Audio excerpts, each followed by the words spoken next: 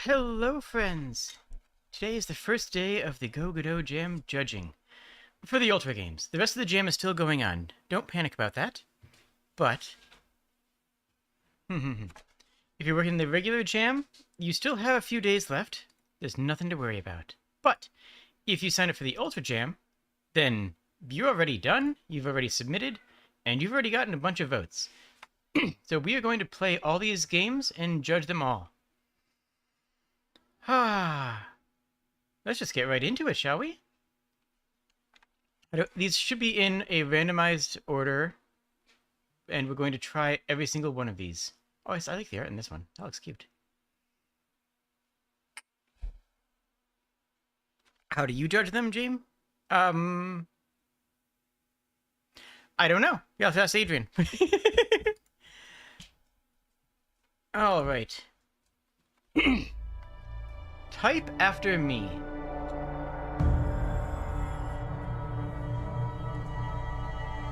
I'm gonna click here and start typing, which it does nothing. Okay.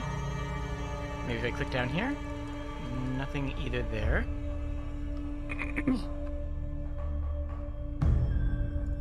Wait, okay, how do I access the game? I do not quite know. I like the artwork. It looks very Elden Ring / Dark Souls, which is, you know, a nice aesthetic. It says type after me, and in the beginning it sort of has a cursor prompt, which makes me think, can I zoom this in?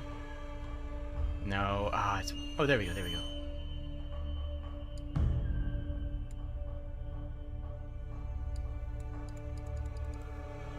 So I start after me. Type after me. Okay. So I do have to type in here. Okay.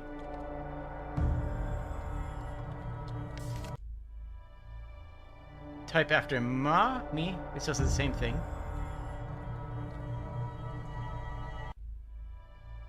I'm not sure what I'm doing wrong or what I'm doing right.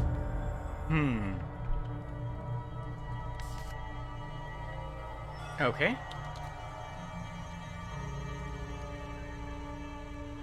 Okay, I see. To prevent from losing the game. There doesn't seem to be any penalty for missing a input, which is nice. Once all the lights are out and the screen is dim, you've lost.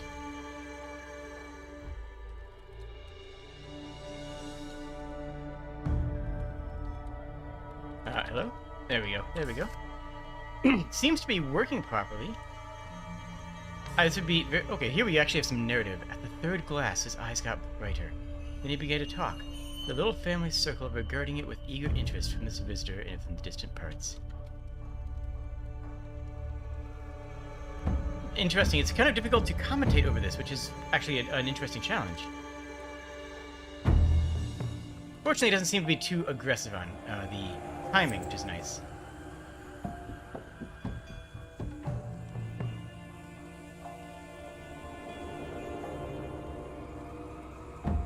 I like it.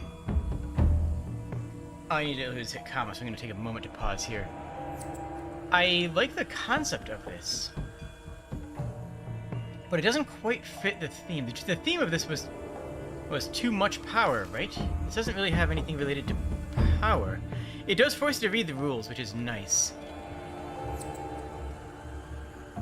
And I kind of like the story. I mean, and forcing the player to engage with the story directly by typing into it is a very cool and innovative idea.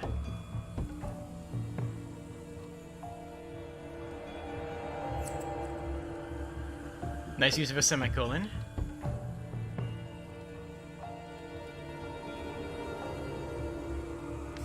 Interesting. Okay. Now, the theme of the jam...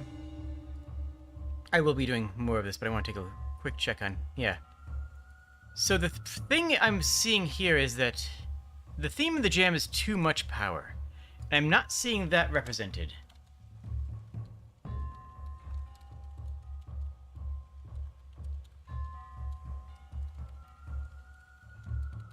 And it doesn't seem like something that works terribly well for streaming. That's not important to the jam. It's just something that's I consider. As a streamer, I consider how important is the narrative of the game going to be too... Yeah. There we go. We have plenty of time, though.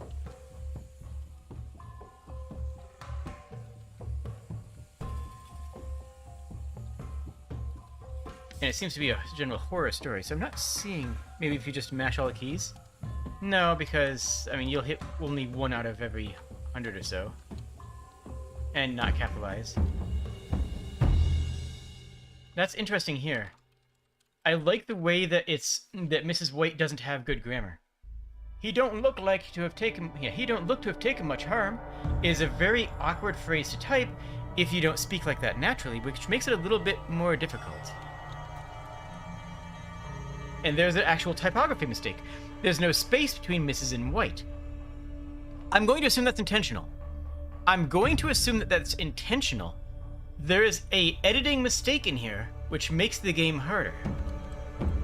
Because I'm not trying to type, I'm trying to type what this has here.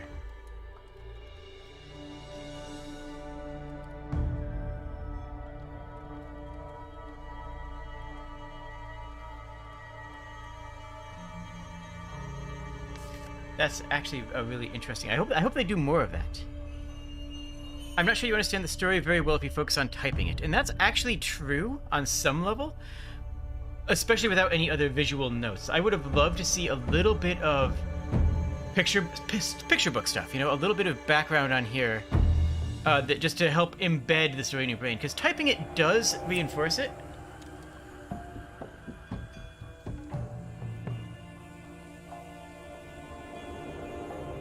I don't know who the Sergeant Major is, but...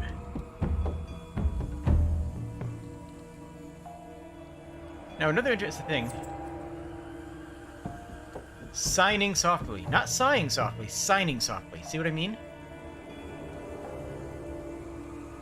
That seems like an error, and I think it is. I think that, you know, that is not a word. But I'm not here to type out... I'm not here to be an editor, I'm here to be a typographer.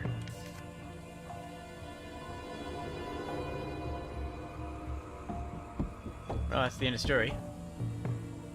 So, I like the core idea. There's definitely a few parts of it that might need to be cleaned up a bit. Like, I can see, and I don't see any way that this incorporates too much power, you know? There's no aspect of overkill. There's no aspect of being inundated with power and requiring restraint. There's no real narrative aspect of it. So I think this does not succeed on the theme aspect, which is sad. Does anything else happen here? No. I mean, it says end of story. I assume that that's the end of it. This monkey paw here is a really cool design, and it looks straight out of a Soulsborne item description. But I would have loved to see some backgrounds that showed what the story was going on in the story. So that way, while you're typing it, you have another point of reference. And yeah, enter does nothing anymore.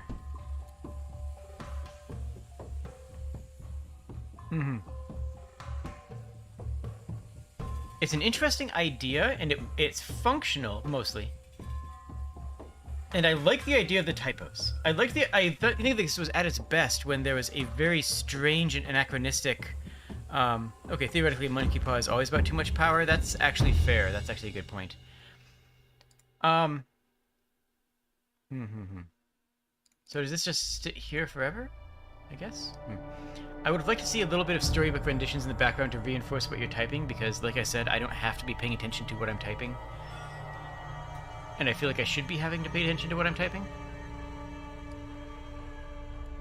I'm gonna have to go low on the theme, though. That is a little bit lacking.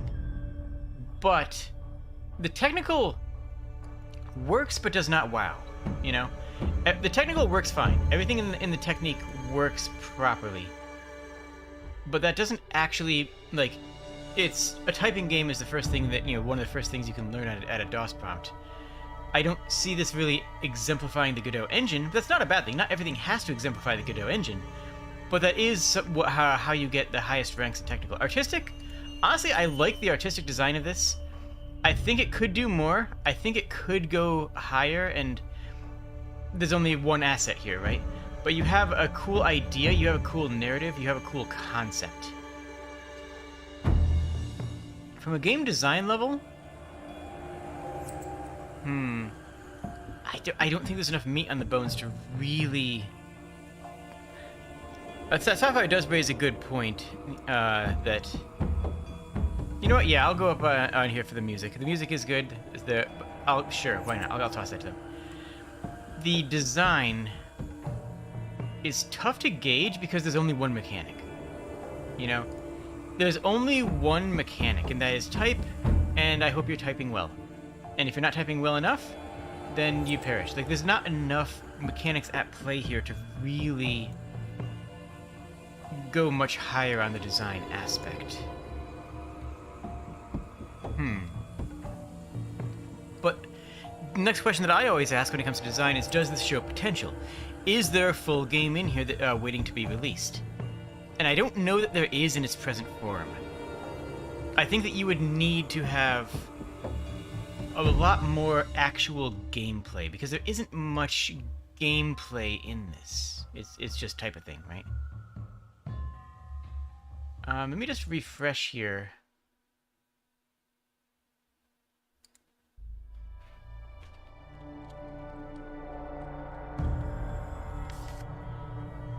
How long does this take? 1 1000, 2 1000, 3 1000, 4 1000, 5 1000, 6 1000. I should probably be using that. Okay, so about 10 seconds altogether. And then it does reset you to the start. And it's just a hard reset to the start.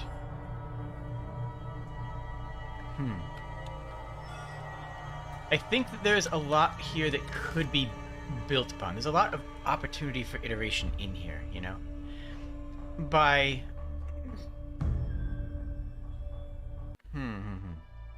Okay. Interesting. You know, that's an interesting first game. I do see some potential in this. I do think it's a unique idea. I've not seen a game like this outside of, like, Typing of the Dead or something on that nature. I'm just going to go sort by name, because I am going to go through every single one of these. And that's exactly what I was thinking, Pedro Silva. Well, I was exactly thinking that. If you could choose the nature of the story, then that would make things more interesting. Maybe if you make a typo when somebody's talking, it actually affects their speech, and they start to stutter, to think about things. Oh, hydrated? Yo. That would be an interesting way of taking it. Or the other way around, that one character who intentionally had misspellings and poor writing, you know, misses without a space between misses and white. If you naturally edit, because I hit a spacebar there, because of course I did, that it's you know, misses then the name. If you correct that, or even in the future adding more misspellings, if you add intentional misspellings and the player just naturally types it correctly, you could adjust the story based on how the player types. I see potential in that, and I think that it could become something interesting. As it stands, it's barely even a tech demo, and I think that's got a long way to go. Alright, Atomic Dwarves operate a fantasy nuclear-powered facility with dwarf lore and something physics?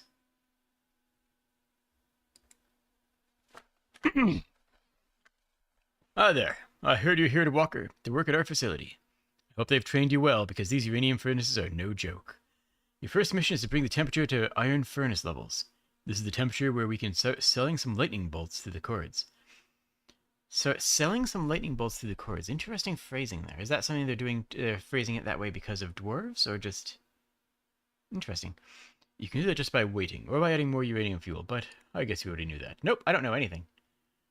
So we want to get this... Okay, so we have gold, classiconium, ultronium, and arkenstonium. Sure. What am I doing here? Do I drag this onto something? Do I drag this in? No, I do not. You are uranium. I mean, it is getting hotter pretty quick. Nice. That was nice. We did it. We did it. We did a thing. Profits increase a lot when temperature goes up, so please let's bring to Balrog's breath levels of temperature without exploding the mountain. You may clean any of the classic out of the fuel rods.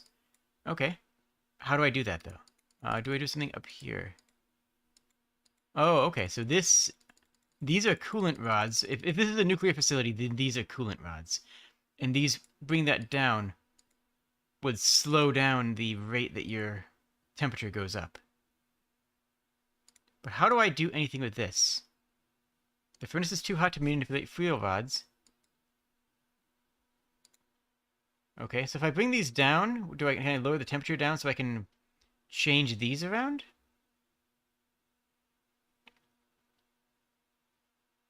If I bring these all the way to the bottom, it should cool it down drastically.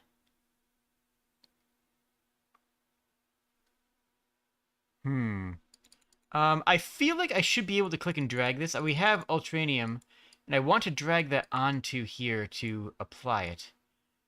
Okay, we can add fuel. Okay, so we click here, and that's how we add fuel. We got gold, I guess.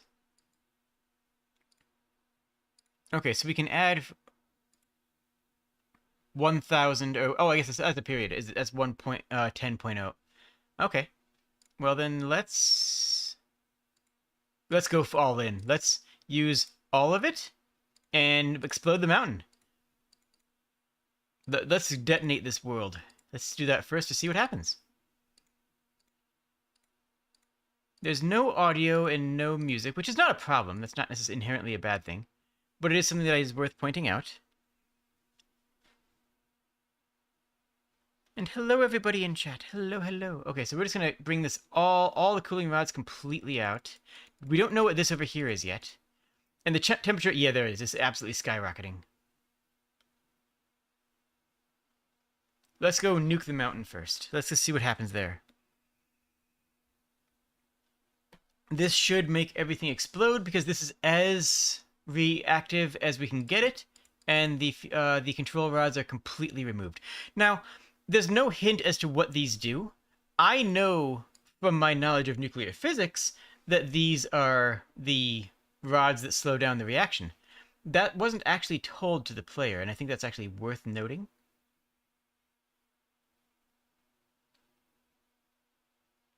So yeah, step one is to blow up everything. I mean, if we're not blowing up everything, then, you know, what are you doing?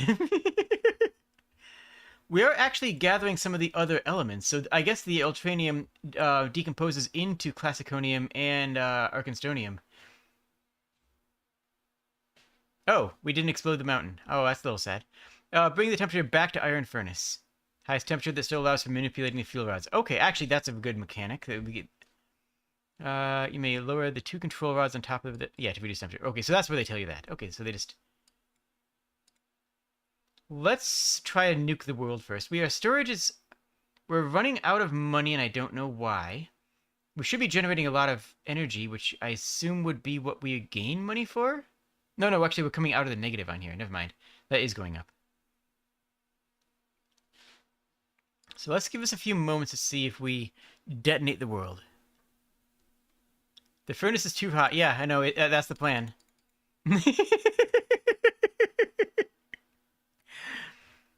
Unfortunately, a bug happens. Oh, let's see the bug. I want to see the bug. Is the bug that nothing happens? Because that's slightly less exciting.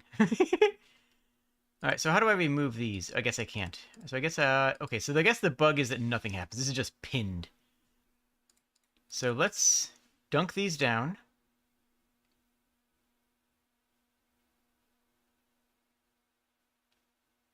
And then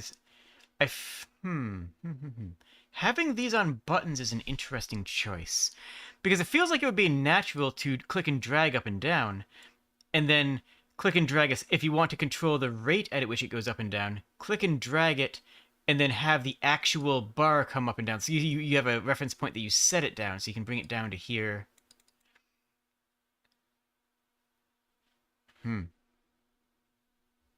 So these buttons for controlling the rods is an interesting way of handling it.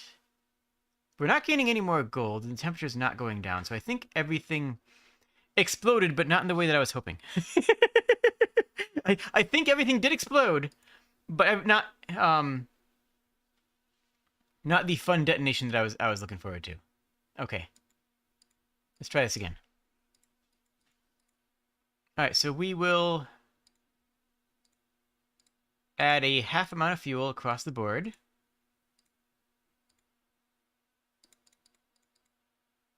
Does have isotope concentrations, which could be interesting depending on how that's handled. You may clean the classiconium out of fuel rods because that metal reduces the heat. So all we have to do is just sit here and wait, and we'll hit up their Balrog's death. So one option that I'm thinking to implement these instead of the buttons, I think if you wanted to implement the buttons, having them on this is a strange choice. You could have made this almost like a reactor control panel with levers up and down. You know what I'm saying? That just sort of abstracting it into here is an interesting choice. So we're controlling this as a deity, not as a person, and we're presented as a person controlling the machine. I'm fine with that. In between things. Should I start slowing this down now? I probably ought, yeah. Also, there's no differential between the left and right that I can tell. These seem to be the same type of rod. Another thing that could be done was just differentiate left and right for more gameplay functionality. So let's bring these in here until we stop ascending, which looks like it's here. But yeah, a couple different ways that could be handled, make this handled, is to add levers and a control panel so that we are the dwarf looking at the reactor. Another different way would be to go full abstract and say, okay, I'm going to click and drag this down to here, and then there'll be, you can see my cursor, right? Yeah, okay. And then have the actual control rods lower down to the point that we set it to. Those would be two different ways of doing it. We need to go farther down. The ultranium is degrading.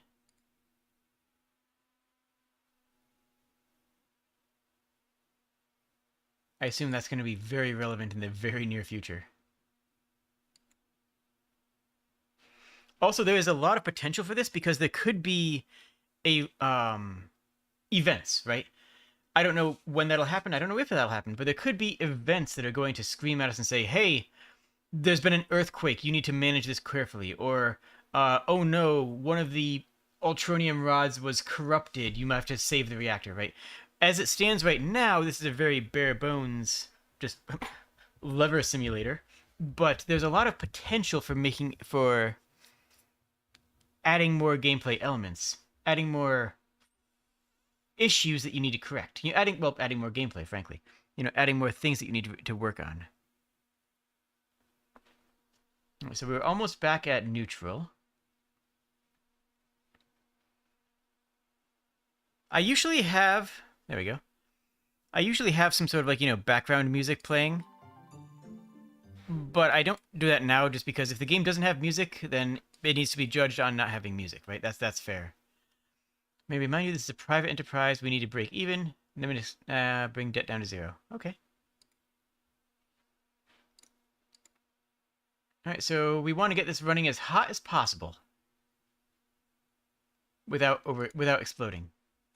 I mean, we want to make it explode, but we already know that we can't. We know we can't make it explode, so...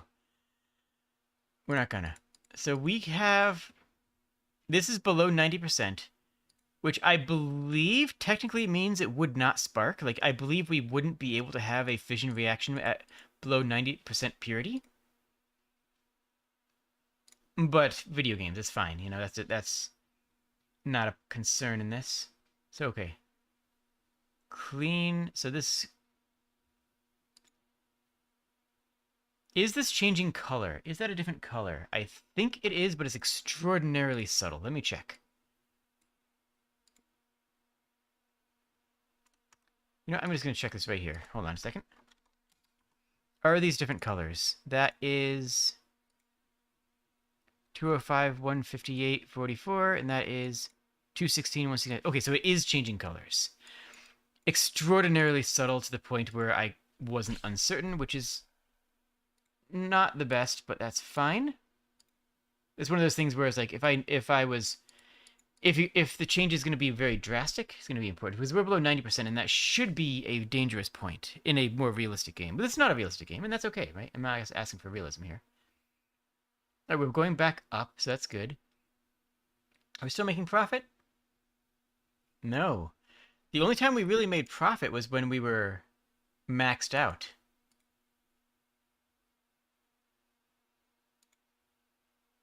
We're still we're still degrading. And we do still have isotopes we can put in there. We've only cleaned one. That's at 92. This one is at 84. Oh, and for the record, I am intentionally not looking at chat because I know that the devs are in chat. And one thing that I tend to do is I want to learn about the game from the game. And I'm just going to warn every dev in chat, if you need to tell me the mechanics of your game in chat, then you have already, at least in some fashion, failed on the design standpoint, right? If you need to explain the mechanics, that means that you did not explain the mechanics. Let us clean everything. Is there any penalty to cleaning? That 95, okay. 96, 82. All right, now it's too hot to do that. But we're not gaining... There we go. Okay. So it has to be too hot to change the elements in here to be able to clean it, which I like. I actually like that a lot. The fact that there's a risk-reward here, right? We can't micromanage the elements and stay profitable. We have to set it and then return to the non-profitable levels to be able to adjust it, which is going to create a risk-reward system. I do like that. I do like that a lot. Is telling the player the controllers and what they do is fair game? I mean, anything's fair game, but no, it's not. I mean, the game should be telling me how to play it, right? Like the last one. Actually, the last one, I really liked the way it told me how to play. I think that the cursor should have been blinking, personally, so it was a little bit more obvious. But as soon as it said, type to this, I think, okay, I have to type here. Okay, it wasn't, yeah.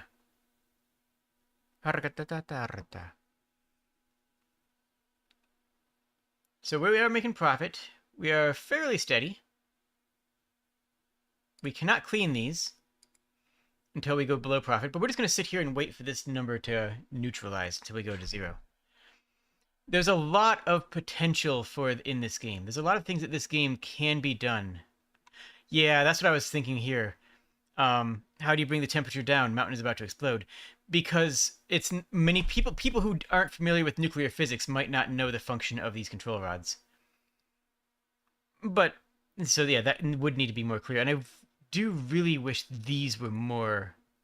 Oh, I can't... That's interesting. I can't even check the status of them in between... Well, they're hot. Huh. That's... I kind of like that. I don't know the actual status. I do wish that these were more clear. I wish that this wasn't going from like orange to a different shade of orange. That could be going all the way from green to red to make a real stark change, but it's not. We're gonna lower the control rods, clean everything out, and then speed run it up by making things go real fast. So let's just drop this in here first.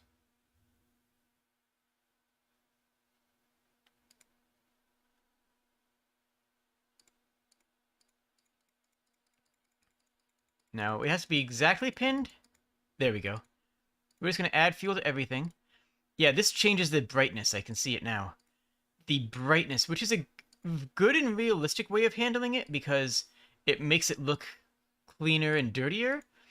But it's not great from a game feel perspective, The player isn't going to look at this and say, a player's going to look at this and say, these are almost the same color.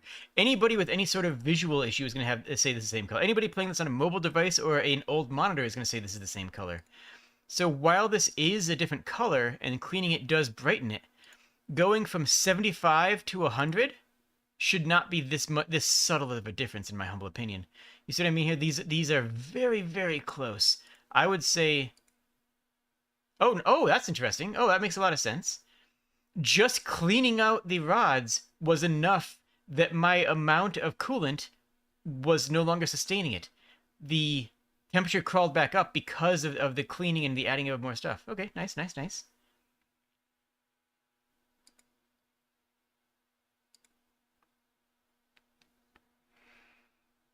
Mm-hmm. Loving the ideas, thank you. And again, not all of my ideas are good. Obviously, many of my ideas are terrible. That said, the ideas that I'm giving are just my thoughts as I play the game, and are not actually being reflected in the judging either. Like my thoughts on my ideas are more about here's what I'm thinking about and what I would do differently, not that what I would do differently is better or matches the idea or concept of the game. Just thoughts that I have while playing it of what could be built on, what could be iterated if this was going to be a game that was actually going to go into production, if this was going to be a prototype for something that was actually going to be on pushed towards a launch. But I am judging the game based on what it is, not at what it could be. But my mind processes through some of the stuff in there. I also just noticed that this panel is overlapping on the container. There's like one, I don't know if you guys can even see it actually, but there's like 1 pixel overlap between this panel and the reactor. And now I cannot unsee it. Now this is just in my brain. It's there. I can never unsee it. But this is a profitable thing right now. I ruined it. Oh no. Your future's bright. My future's golden. Diversify, some, Oh. King asked us 2 stones of Arkenstonium. A king asked us 2 stones of Arkenstonium. So we got to storage that quantity. What does that mean? I don't understand the Dwarven dialect entirely. But a king asked us 2 stones of Arkenstonium. So we got to storage that quantity. I'm assuming that means we need to use it. We have to storage it means they're saying we have to use it. And by asked us, I assume they're talking about like it was given to us as a gift, or maybe asked us to use. I don't know. It's interesting. I kind of like the Dwarven language. It's an interesting idea, and I think that actually could be done on another level, right? That actually could be done a bit farther. We're a human working in a Dwarven power plant.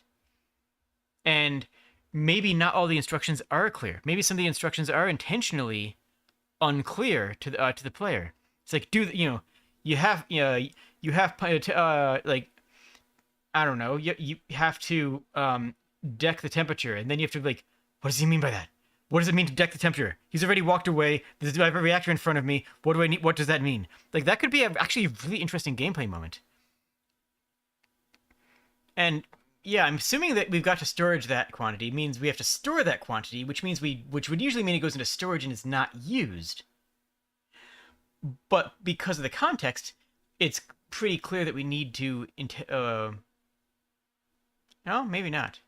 Haven't you read any book? Beautiful slam. I love that. Haven't you read any book about this fantasy world that you've never heard of? Like that's actually a fantastic line, and sort of reinforces that idea of the player not really understanding what the tasks are. You could make an entire game off the idea of a player not understanding what they're supposed to be doing. That would actually be really interesting. Extract 2 stones to sell. Well, we need to get the temperature down first, right? So we can do anything. And this is me giving it the benefit of the doubt, right? This is me assuming that was intentional. It's also possible that was just a poor translation. This is an international game jam. We have entries from, from 6 out of 7 continents.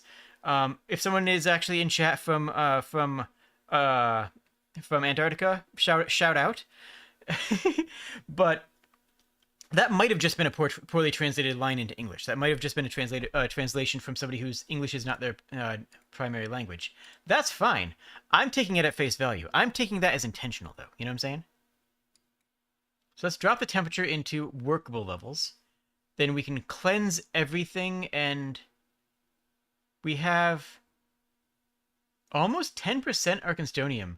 And we have 1, 2, 3, 1, 2, 3, 4, 5, 15. So 10% Arkenstonium is a lot.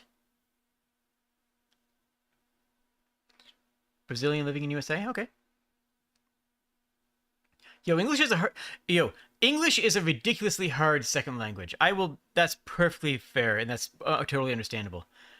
But it is something that I have to, judge accordingly, right? Okay. Now we can access? Yes. It's also not 1,000,000,000% clear where that access point is, which is actually interesting itself. Let's actually put this farther in.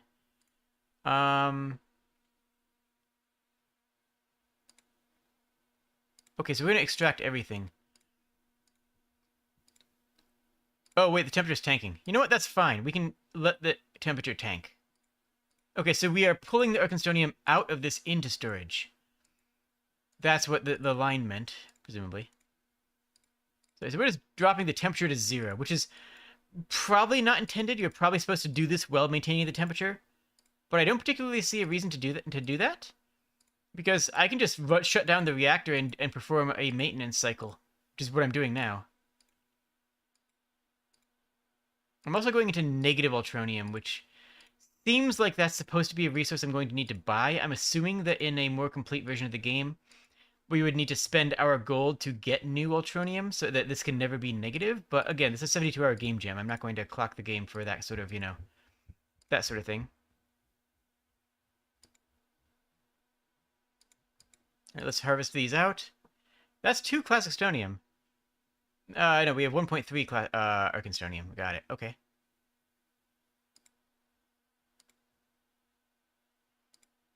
Now let's harvest this all the way out. Want to hear a fantastic joke? It's gonna... okay, this is... can I say this joke? You know what? I'm gonna say this joke. So, chat. What do you call somebody that speaks 3 languages? I mean, you can answer that, right? You can answer, what do you call somebody who speaks... what's the name for somebody who speaks 3 languages? Anyone?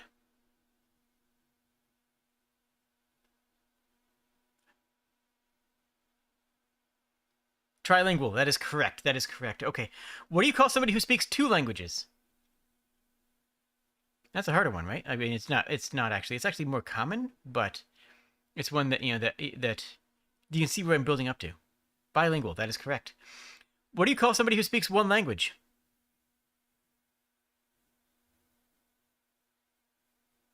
You fear where this is going. Oh, wait. We're almost exploding. Kyle comes in with the answer. American.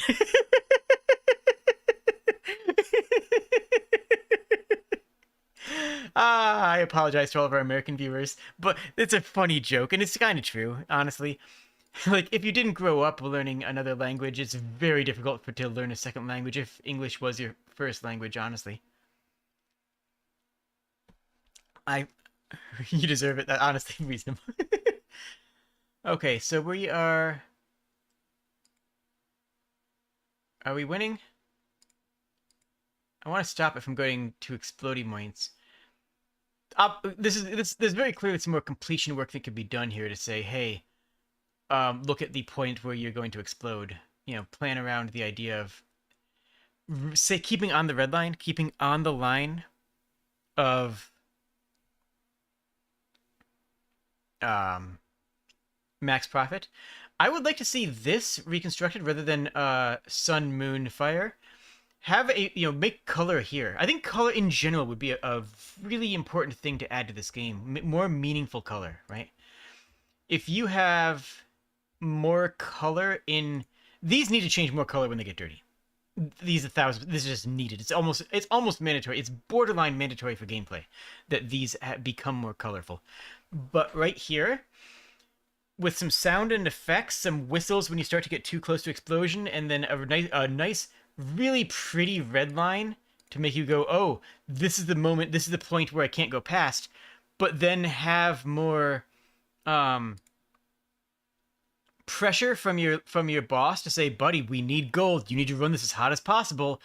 Sort of like a Papers, Please things where the game is intentionally putting expectations on you that are intentionally unreasonable, right? If you put those sort of expectations on the player, they're going to have to do something about it. They're going to have to respond. They can't ignore it.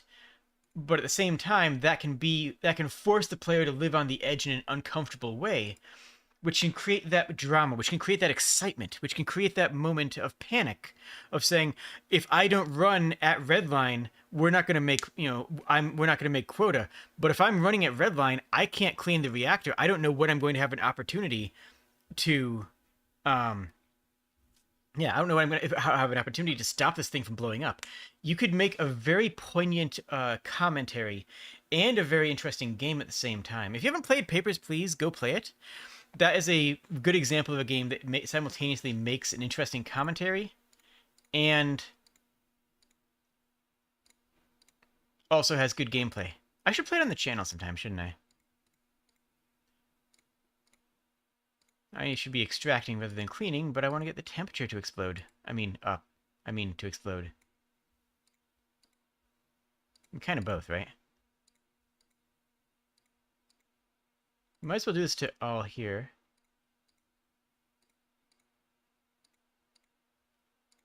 Let's do this until I'm outside of temperature. There it is. That's fine.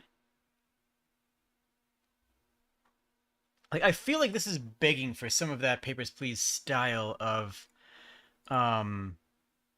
difficult decision making.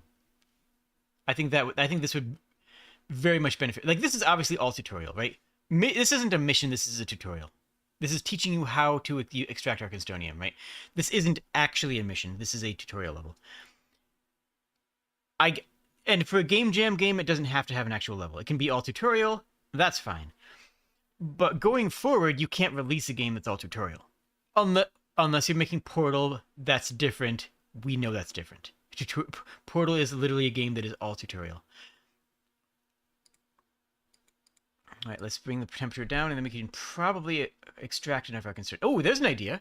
What if the amount of Arkenstonium that you can extract is dependent on the temperature, and you have to hit redline to be able to generate any Arkenstonium? That would be really tense. Like, okay, we're pushing for Arkenstonium. Let's go. That could be... Boy, I like this idea. This game has a lot of potential. For a game that doesn't have a lot here, there is a lot of potential.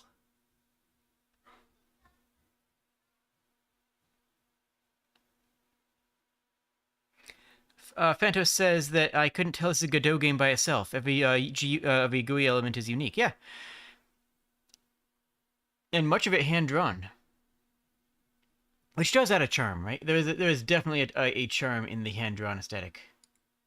Alright, let's tank the temperature down to workable levels and harvest out the rest of the Arkenstonium. That should be enough. But yeah, this is a game that I think can go places.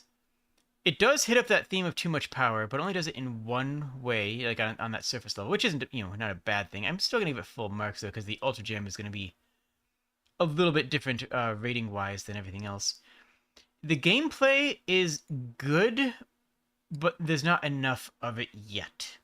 I would encourage you to keep on going with this.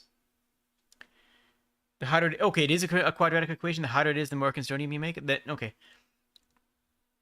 I'm going to say that gameplay is good, but that you have a lot of places to go with this in the future. This is a game that has legs. You could, with a good storyline, with good sound effects, go play Papers, Please, put a couple hours into that game, come back and look at your own game and say, what can I do? Not to copy the game, not to clone the game, but I'm thinking that there's a lot of inspiration that you can gather from that game for this game, is what I'm saying. I'm not saying that you should, copy or clone anything. I'm just saying that I can see a lot of points where that inspiration would help this game improve, It's like telling somebody who's making a platformer... Okay, that's the end. Okay. It's like telling somebody who's making a platformer to go play Mario. Like, you're not saying you should steal things from Mario. It's saying that you should, that playing Mario might give you some ideas of stuff that you missed. Although if someone's... Honestly, that's the extreme case. Obviously, if someone's telling you to play Mario, it means you made a bad platformer. I'm not saying that. That's not what I'm saying. I'm gonna go here on the design because of how good this game because of the potential, right? The design of this game I would put in good. I would say it's a good design game. I'm going to go higher than that because of how much potential this has for more content and for more interesting content. This game could very easily have legs. The art exists. I mean, it's not great. And honestly, I'm actually going to go low. I'm actually going to say the art is lacking. No, I'm not. I'm going to say it's fine. The difficulty here on the art is not the art that was there. The art that was there, the drawn aesthetic, the drawings, I'm not saying that they look bad, but the art was actually limiting the gameplay. Now, I've mentioned this before, but all of the streamers that we have are experts in different fields, right? I focus on game design because that's what I bring to the table, right? I know I'm a game designer. I know stuff like that. So from an artistic standpoint, I'm going to go low because I feel the art was holding back the game design.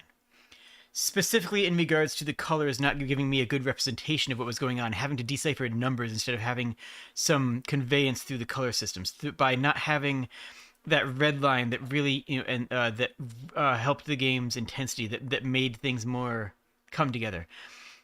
So for me, from somebody who's coming at this from a game design standpoint, the art in the game doesn't help the game design, and that's where I am. You know what I'm saying? Technical, well, we did soft lock it. We did soft lock it. That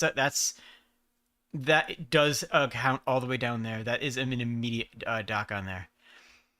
But yeah, of our streamers, we have, the funny thing is, okay, so we have Kobold Sprig, who is wholesome, who is friendly, who also does have some game design background, and they are an expert in very detail-oriented design and conceptual design, whereas I'm more of the iterative design style. We have Tori Floop, who is the professional artist. Tori Floop is a professional artist and is going to be focusing more on the artistic side of things, and so like things like the technical aspects, he might actually look at that and be like, well, the art is limiting the like something like that, We have Venji, who is a streamer. I mean, we're all streamers, but Venji is a hype streamer. The kind of person who comes out with a exciting and interesting and more hype sort of stream. So he's going to be approaching these games from more of the aspect of, is this a game that can drive engagement? Can this make an audience hype? Because that's really important these days, right? You need to have your game be something that is exciting. Like, is there a line of excitement that can be drawn in this? So that's part of what what Venji, I believe, I could be wrong, but is going to be considering. And Appleseed is has more of a focus on community and more casual games, which is fantastic because that's a very important part of the market.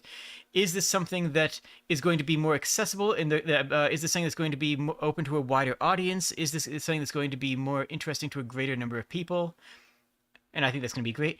And it's kind of funny, mostly sad, but kind of funny, that the expert in Godot has a broken computer and Lunabold is actually not going to be able to do a whole lot of streams. Like, that's actually just like a tragedy, right? It's actually kind of sad. Anyways. So yeah, from my aspect, hydrated. I'm focusing on game design. So my doc on art style there is because the art style held back the game design. Don't punch the cat, is it? Okay. We got full audio. Let me make sure the audio levels are good. We actually have a menu screen, which is the first one we've seen with a proper menu screen. All the art and code. There we go. Music from Zapsplat. Okay, those are... Yep. And free sound. I appreciate the accreditation. That is excellent to see. Very good. All right. We have an options menu. Functions. And it doesn't actually have a way to test the effects, which is fine. Windowed in full screen. Okay, I'm just going to test that. No, okay, because we're on the web version, that doesn't work. That's fine. Okay. I am too strong. All of my enemies are defeated by a single punch. One punch! I know. No hitting weak points. Alright, WASD looks like it works for me. Oh, D is punch. Okay, so WAS and then punch is basically any other button. Okay, so we have to avoid hitting the weak points. That is a good use of theming. I like it. We intentionally want a challenge, so we are trying. Okay. Okay, so what is this? Are we... Okay, we want to hit him, but we want to make it a good fight. And the weak points change after every attack, or they just change over time? Okay. So we lose... Oh, hold on, that's interesting. Hold on, let me parse this again. Cute.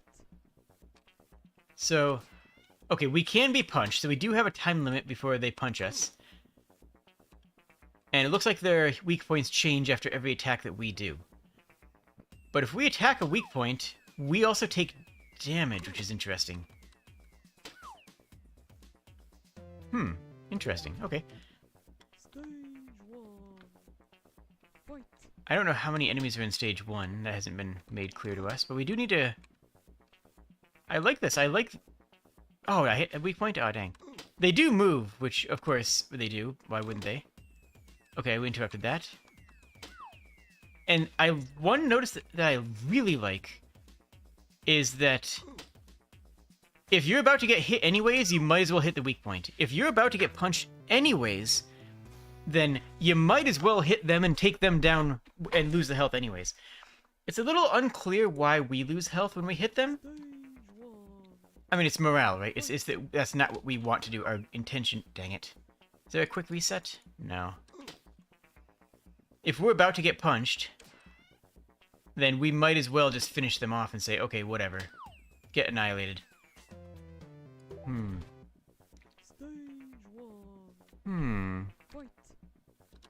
I don't know. Why didn't that attack? Okay. Actually, ooh, I think I might have found a glitch. So if I... Oh, no, okay. Oh, that swapped late. Interesting.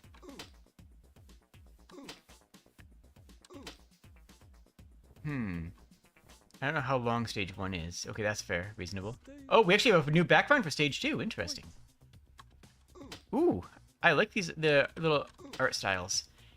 It's simple and effective.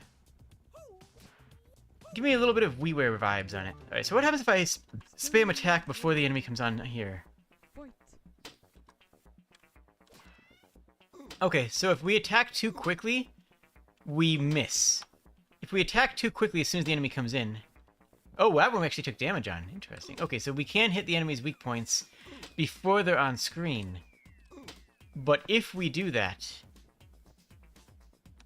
we can't see where they are.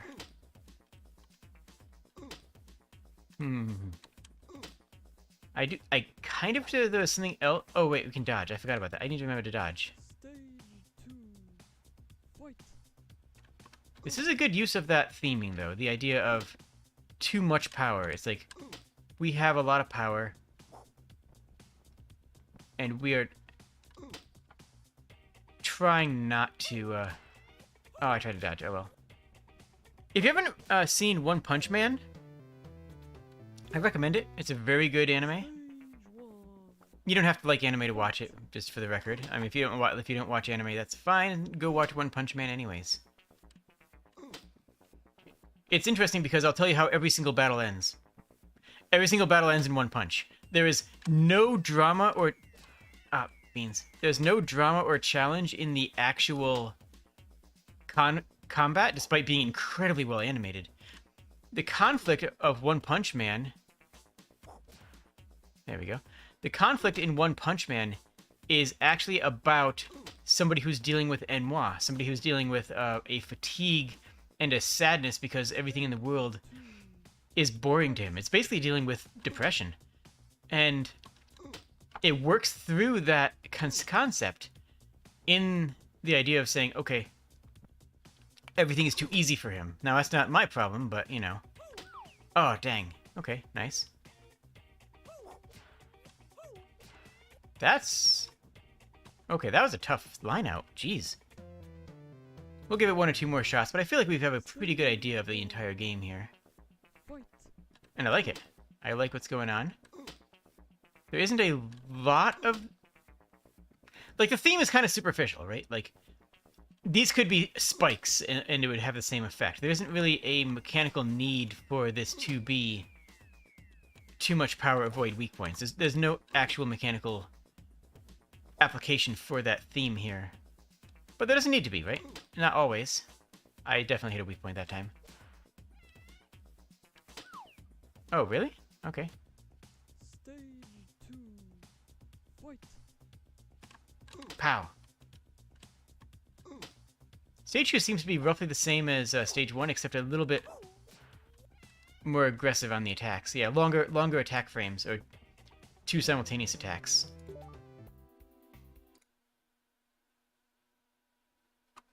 Honestly, the art is awesome. I love it. I'm not... Again, the music... This is... Okay, quit actually does crash it here in browser, which makes sense. I'm not... You know, that's fine. This is, Okay, yep. The art was made for here. Cool. Okay. Yeah, the art's fantastic for this. I love it. It's just stylistic and interesting. And it does work in the context of the mechanics. And it does dovetail directly into the mechanics itself. Technical is very good as well. Honestly, I'm going to give it full marks on technical. I think the technical works very well.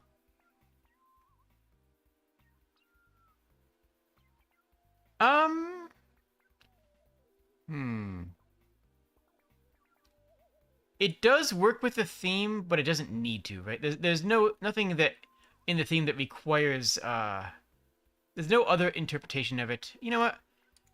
Yeah, we're gonna go impressive on theme. I think that's a good description. It works with the theme, but only in one way, right? I've said before that to really get the max ranks out of design and theme, for me, you really have to push the envelope. Gameplay works. You know, I'm going to go max on technical because everything functioned properly, you know, great. But the gameplay... You know, let me think about this. You know, it has a cutscene. Like, it just... The fact that it has a cutscene is cool.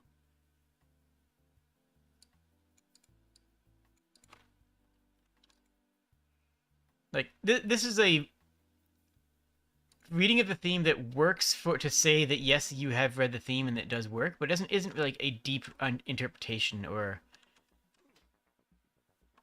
you know, and it's not really clear why you lose health, which is not necessarily important, but it is something that I think I'm thinking about. What was that? Was that a bug? What happened there? I have no idea what happened there. Whatever.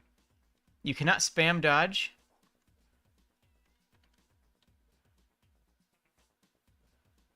Okay, okay.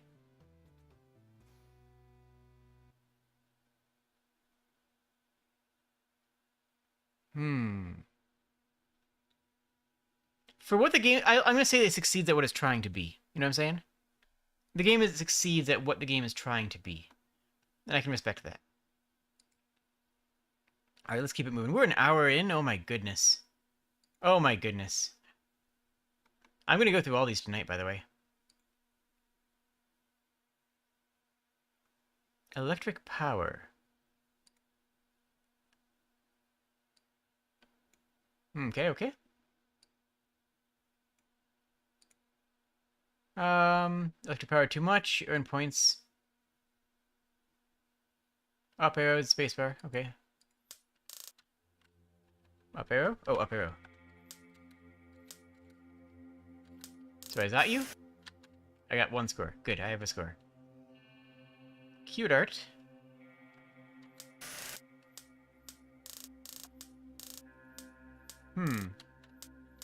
So why would I not keep this on? Wait, what?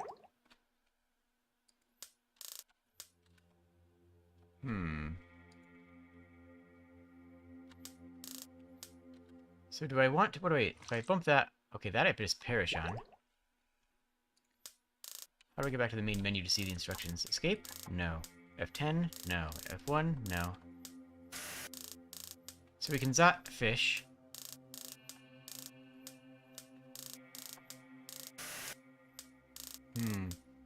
What if I try and zot this thing? This thing is what killed me. I thought it was part of the background, which is... What happened? Wait, what was that? What happened there? What was... What? Okay. Okay, I'm refreshing so I can read the instructions again, because I'm missing something here.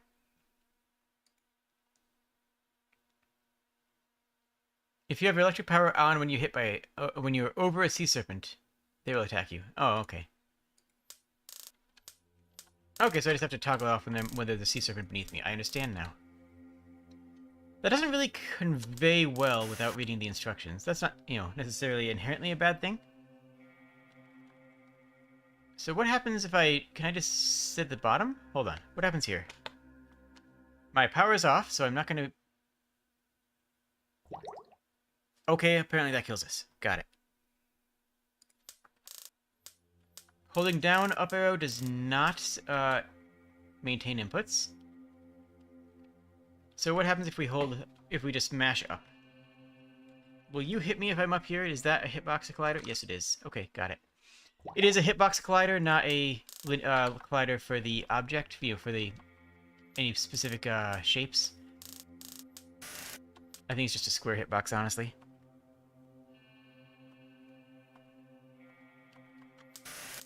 I guess we could check it. We could check the shape of the hitbox pretty easily. I like that the fish and the serpents are moving at different speeds, I do wish there was a little bit more conveyance. This seems like the kind of game that shouldn't need an instructions menu, right? It feels like the kind of game where you should just be able to hit play and get going.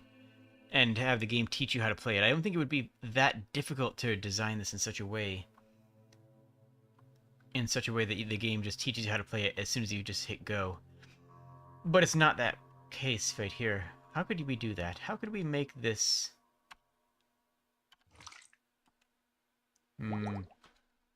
Gosh, when you have someone coming at you and that's happening, and you have a serpent at the same time, you almost have a Flappy Bird sort of style here. Okay. I don't know how long this game goes. This might be an infinite runner.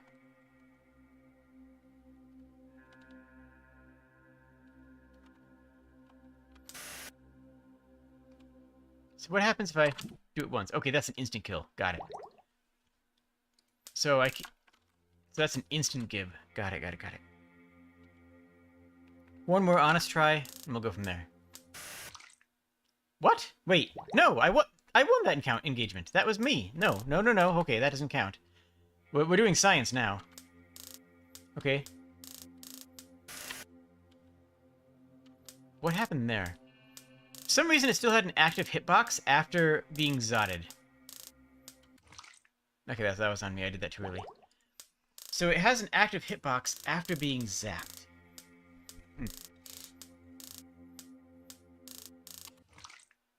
Too soon. I want to try to get that happened again. Because that felt like a bug. I don't know if it was a bug, though. Let's zot it and immediately turn off our thing. Maybe not fast enough. Yep, okay, so it does not actually break the collider on the same frame that that it destroys the... Okay, so when the fish dies, it does not immediately destroy the collider. It still has an active hitbox. Interesting. Alright, let's try one more real try. That was just science. That's actually a pretty big bug. In the context of a game this simple, this game doesn't have a whole lot going on to it, right? This is a very simplistic game, so any bug in the core gameplay like that is really significant because a game that's this simple has to be more tight, right? Also, it's not even... Yeah. Okay. So we're completely safe from the fish unless there is a serpent below us, and we're completely dead to the fish if there is not a serpent below us, or if there is a serpent below us. Because if there's a serpent below us, we can't turn on our invincibility shield. I do like this music. It's very comfy.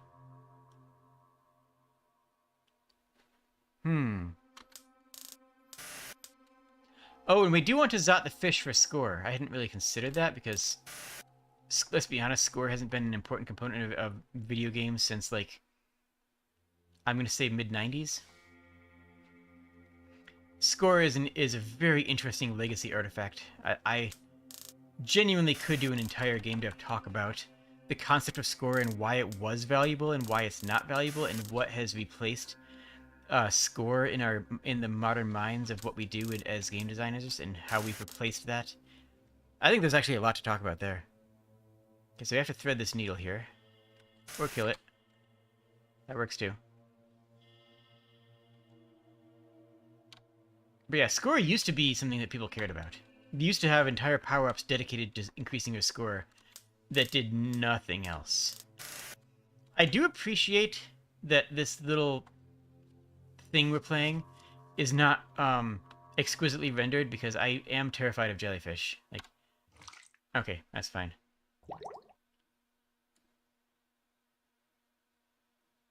Okay. There's not a lot going on technically. It works, it functions, there are some bugs, and there's not a lot going on. My rating on technical is more because there isn't a lot going on to really push it higher, right?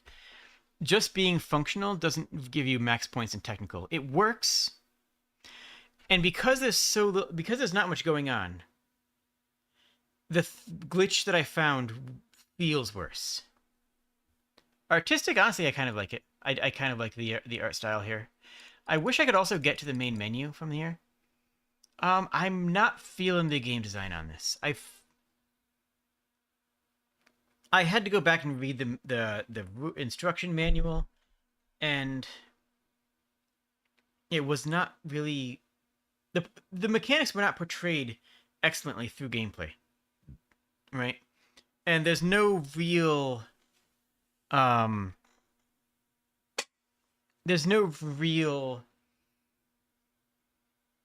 goal or waypointing or breadcrumbing. Like there's nothing really going on here to encourage the player to hit the try again button, right? Other than what has the highest score you can get, which I won't get into that right now, but that's not enough these days. The gameplay worked. It was functional. It's fine. Is this too much power?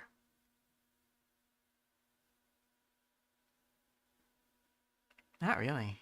I mean, too much as in there's too more than you need, but it's not really the excessive power that was intended by, with the theme. I'm going to say it's fine, and we're going to keep it moving. Let's keep it moving. Gun card. What is gun card? WASD, left click, P to... Okay, look, if I'm using WASD on my left hand and mouse button on the right hand, my hand is never going over to the letter P, right? I am never going to hit the letter P. I will die and let the end screen be my my pause button. Scroll wheel swaps bullets, normal. So the normal shooter mechanics.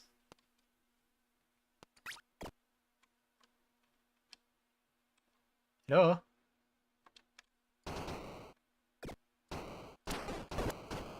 Okay. So they're immune to the ones of the same card, which is interesting because many other games would require you.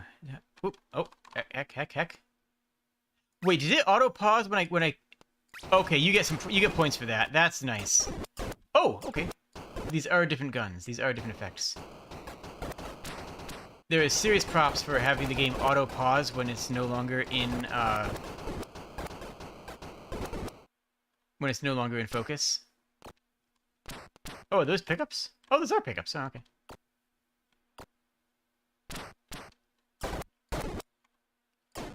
Oak means. Are enemies spawning based on what color I'm using? That'd be kind of cool. So what happens if I do attack something with the same color? I'm on green. Yeah. Does it just pass through them? Okay, it just does no clips them. It just does not pass. It just passes through entirely. Okay. I can't see exactly what I'm doing here. Like, my eyes cannot parse what's going on the screen and what's going on the card section simultaneously. So I'm just circle strafing and hoping for the best. Which means that it's difficult for me to talk about...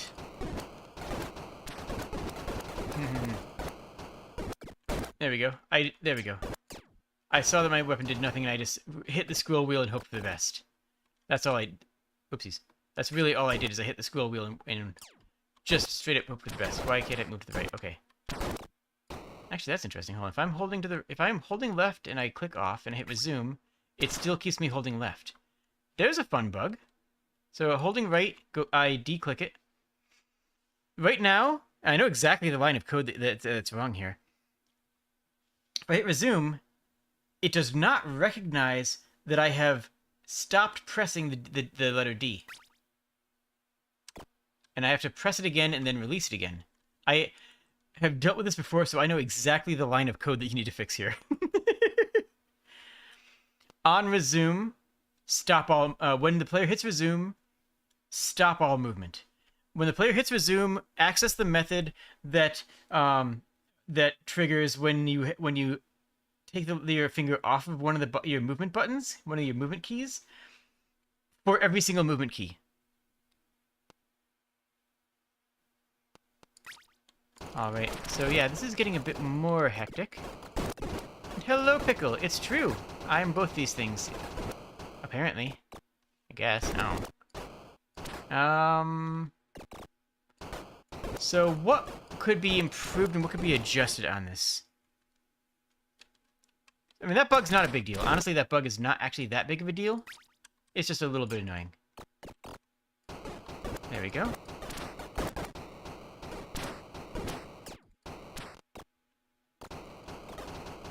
Sapphire, don't overmod. Honestly, I would like to see key bindings. There's too much visually going on for me to... Oh, wait, can I just... Oh, okay, so I don't actually need to worry about enemies. Okay. As long as I'm moving, they can't hit me. That's interesting. So I'm actually invincible as long as I'm moving, functionally. Huh, curious. Biggest thing that I would work on for this is mental capacity space, mental space. Because if I am playing this as a and I have this much stuff on the screen, I can't parse what's going on the screen, right? I can't parse everything and also plan out my cards accordingly. What I'm doing is I am hitting the scroll wheel and hoping for the best. If the colors were associated with numbers, if I could hit 1... Does it work? No. If I could hit 1 and always get a red, and hit 2 and always get a green, that would work very well. No, I don't think you need a limit on the number of enemies. I think having the player be over... Right now I'm getting a little bit of slowdown, but that's just optimization, right? That's just optimization stuff. Also, I intentionally let a billion enemies spawn so I could test running through them. So I don't think that you necessarily need to worry about that. Some enemies should have some colliders, though, right? Some enemies might need to be more dangerous, because as long as I'm moving, I can't be hurt. I have to stand still to get hurt. Or, like, wiggle around. But yeah, I think I'm mostly just going to fire into the horde and hope for the best here, right? But maybe that would not work at higher levels. Maybe... I don't know. Maybe if the even characters had different personalities. Maybe the red ones damage you on contact, the green ones chase you, the blue ones try to flank you. I don't know, maybe there's something to be done there. Make each is a little bit more distinct, but then you have even more mental load. And I do have a concern on this about how much... well, visual load more. Like, I'm not looking at the item bar. I can't. I'm trying to move around this entire giant mass. Okay. Let me try again just for the opening. Where's somebody? Oh, that's how they spawn. Okay. And they all drop something. That's a lot of drops, actually.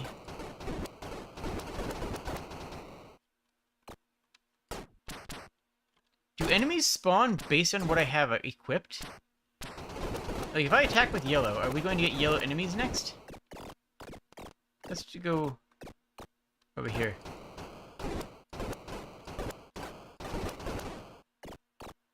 No, it does not look like that's the case, which is fine.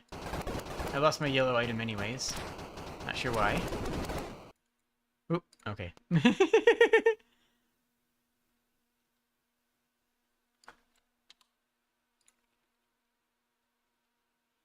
Yeah, I'm gonna tip my hat and say you're fine on too much power. I'm not really seeing a lot of too much power here, honestly. The gameplay is good. The gameplay is fun. Like, the concept is good and fun. And the design is pretty solid, honestly. There's a lot of what I've nitpicked about the design is not stuff that's going to break the game. It's not stuff that's going to functionally changing the meaning of the game, right? I really like that. I'm actually gonna go full marks on. I can't go full marks on technical. I can't because of that. But well, you know what? Heck it. You get like bonus points on technical. And the art's really pretty. I do like the art. Oh, theme of too much power is interpreted as too many powers. Okay. Sure. I'll tip my hat to that. Cute little game.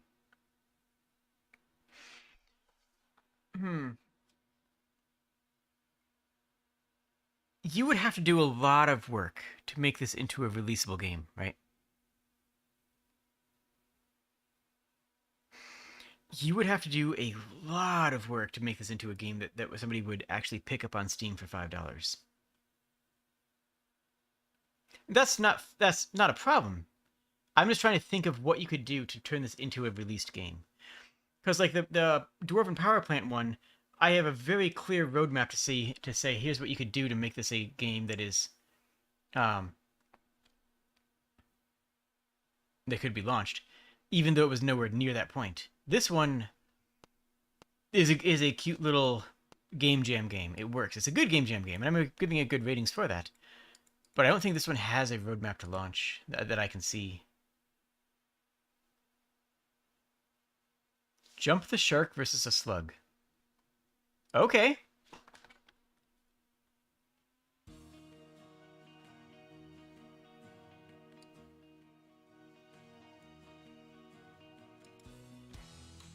Jump the shark. Oh, Jump. Jump is his name. Oh, I get it. Jellybean slug clone. Sweet. Okay. You know what? This is fine story. This is fine amount of story for a GameJam game. It really is.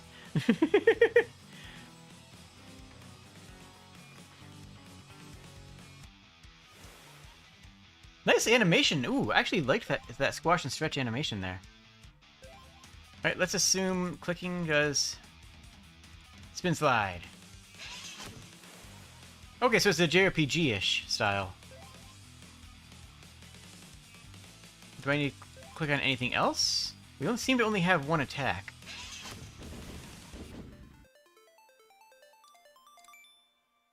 Cool music, I like it. I like the art, I like the music. That was all? Some invasions are smaller than others.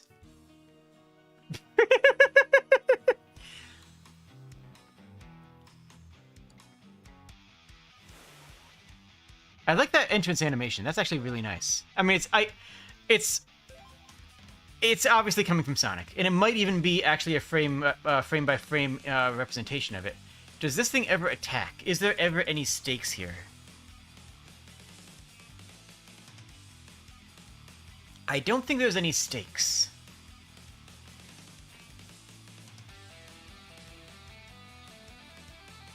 Yeah, there's 0 stakes. Okay, so this is just a tech demo. This is less of a game and less... I mean, without stakes, you don't have a game, right? This is a tech demo. Is there anything else we can do? No. Just 2 for spin slide. And we cannot overspend.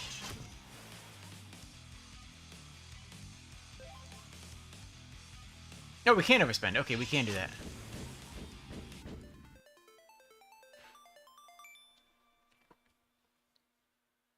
It's really cute, though. And I love this. This is fantastic. Oh, solar project. Nice. Okay.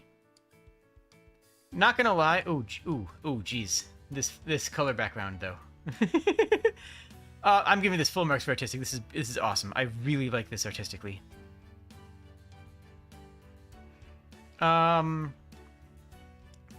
Everything works well, no, yeah, everything works technical. There's nothing that really stands out. There's nothing that's like, oh wow, Godot can do this. But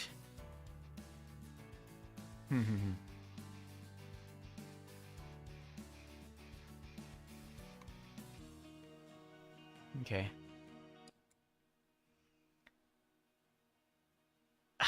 I can't really rate design because there isn't a game here, right?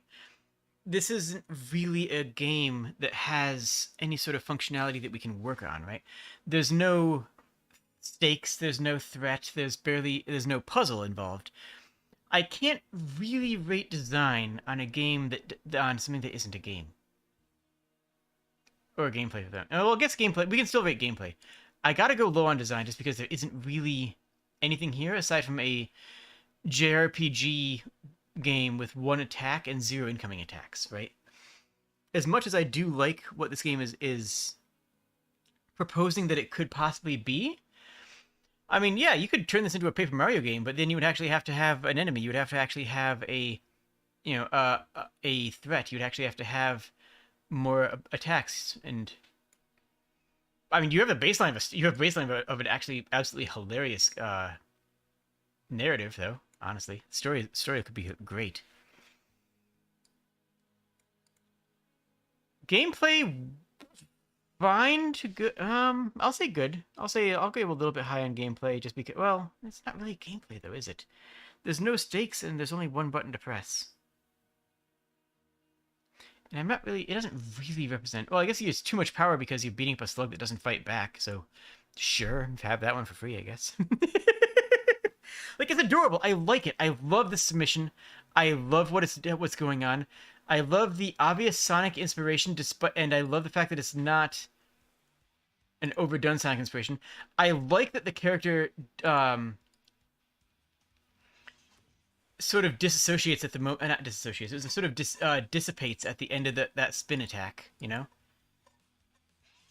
like that moment of where the scales on the head are not attached to the body. I actually really like that. That's a nice animation there. And this is just absolutely adorable. This is cute, and I honestly would encourage you to push forward on this project.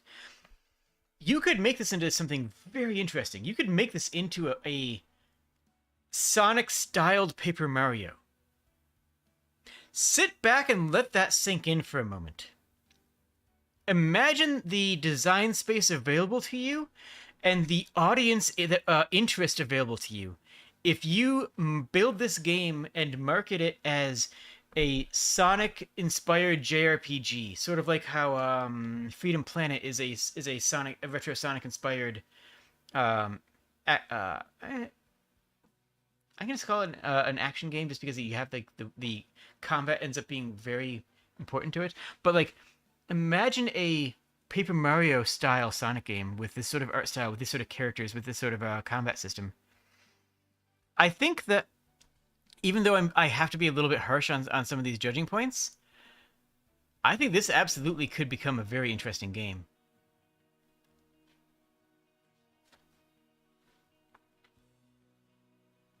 Yeah, I think this one actually has potential. Like the idea behind it, or what I'm interpreting it as the idea behind it, could become a fantastic game. But what we have here is barely a tech demo. Not enough. Really, the game theme is too much power, and you named your game not enough? Okay, let's see where this goes. Left and right pans a little bit. The cursor do anything? No. WASD? No. Spacebar? No. Oh, I was controlling something. Oh, okay. Let me refresh. There's something here. There's something here. Okay, so I am moving. Okay, I thought I was just panning the screen. It wasn't even clear what my character was. I am that primitive in the middle. Okay. I hit this. Bonk. Now I have... Okay, I do have a jump. Not much of a jump, though. Can I even get into here? I cannot, which means I'm going to need to grab another. And this has the potential for a good interpretation of the theme. Yep, there's a much higher jump, too. Heck. Ooh, I like the controls already. I mean, I hate them, but, like, I love them. You know what I'm saying? Can I get up here? I cannot, so I am forced to take this one. I would love for it to be the option to take one of these, if rather than have it being mandatory. I would love to see... Ooh, I can even sequence skip a little bit if I come in through here. I would love to see the be made into a question, you know? Not, you have to take every single one, but how many do you take? How many do you dare take? That could be a really interesting thing. How far do I get here? Okay, I can actually make it up there, but I can't make it up to the next one. Oh, okay. Coyote time. Everybody, please coyote time a little bit. Oh, yo? Okay. Thought I might be onto something. In general, your game needs coyote time. Just gonna throw that out there. Your game needs coyote time. Especially if it's a reflex platformer like this one, where you're gonna be moving too quickly to control. You need coyote time. Everybody needs coyote time. Always do coyote time. I like these little nooks out here. I can... Tell me I can do that. I can definitely do this. Yes! Yes! Take that, mechanics! And yeah, it's already... Ooh, I can't move forward there. That's interesting. It's already becoming unwieldy, which I know is the point, and I like. Can I skip that one? Bet I can. I can. Is that going to be a problem for me later on? Probably. I can skip a whole bunch of them.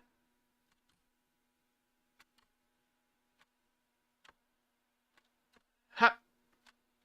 I gotta get... have to get up there? I bet I soft lock. Oh, not soft lock, because I can just jump down. But I bet I've messed up here. It's great. I love that the game let me do this. Let's take one more. Then I'll play this again, doing everything. Oh, hey. Is that, like... That must be the goal. Shoot the moon sort of thing.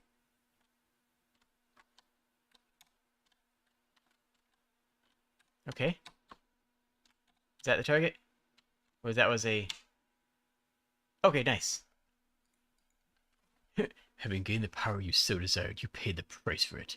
Just becoming another shooting star in the sky. Okay, sure. And that just, okay, we need to reset off that. That's kind of cool. That's kind of cool. Replay, there we go. Let's do this again. I would actually play with zoom. Right here, my first thought was, I'm moving the screen a little bit, but I can't tell. I would actually start out with zoomed in. Yeah, you start out at not enough, which is great. I would start out zoomed in 8 times, so the entire screen space is just you and that one dot over there, and then have it take you this long to get there. Just really, really emphasize that. Really push the envelope on get there.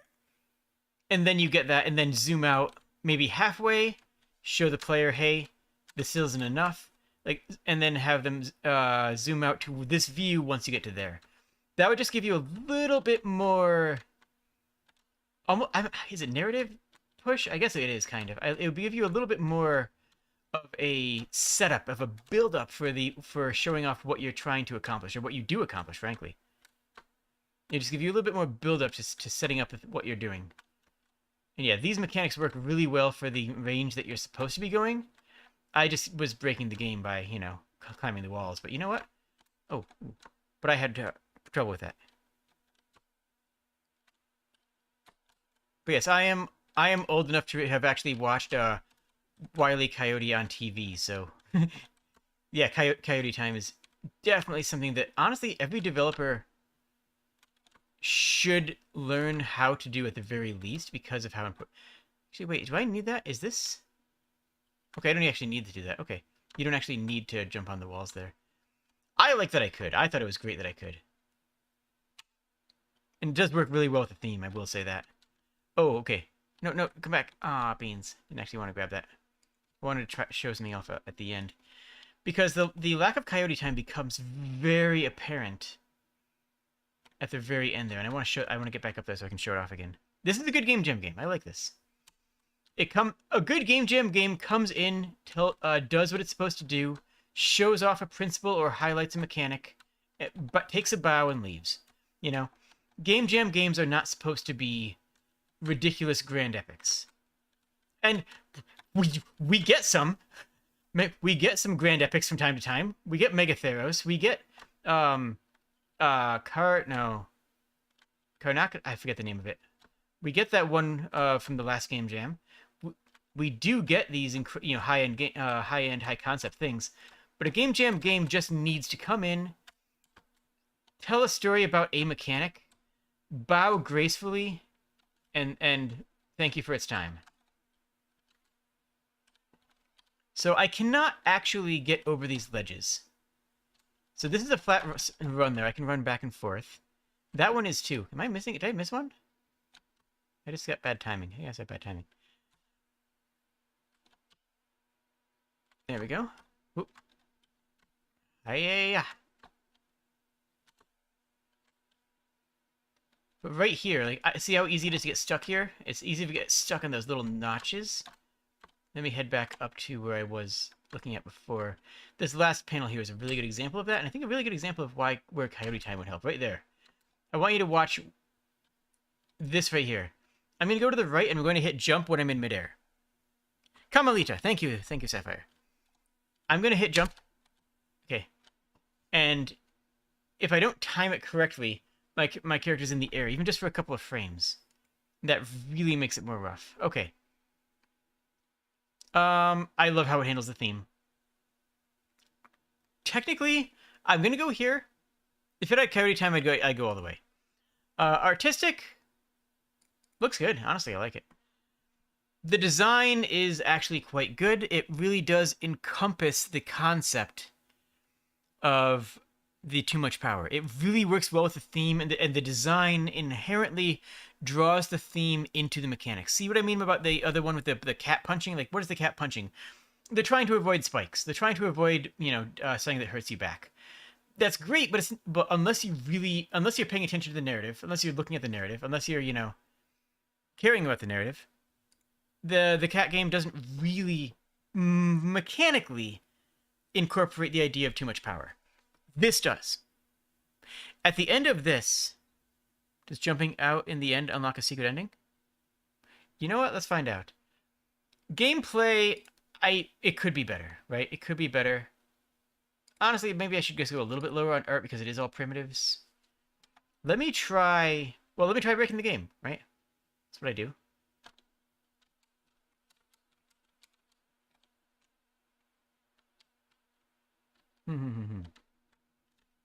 But yeah, this is a good GameJam game. It comes in, shows a mechanic, highlights a theme, bows gracefully, and wow, it ends. I think for a 72-hour GameJam game, I think this works pretty well. That's actually easier to get up that way. Alright, what happens if we break the game? We know we can, right? Like, it's very obvious that we can go out this way. I assume it just sends us into the void.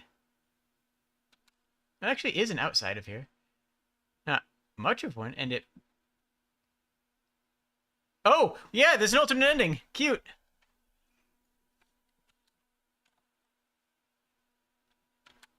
That's cute.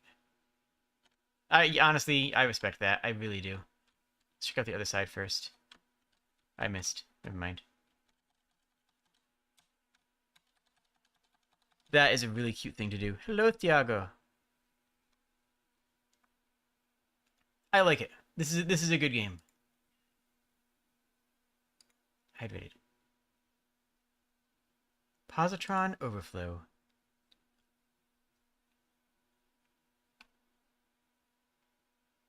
Okay. Well,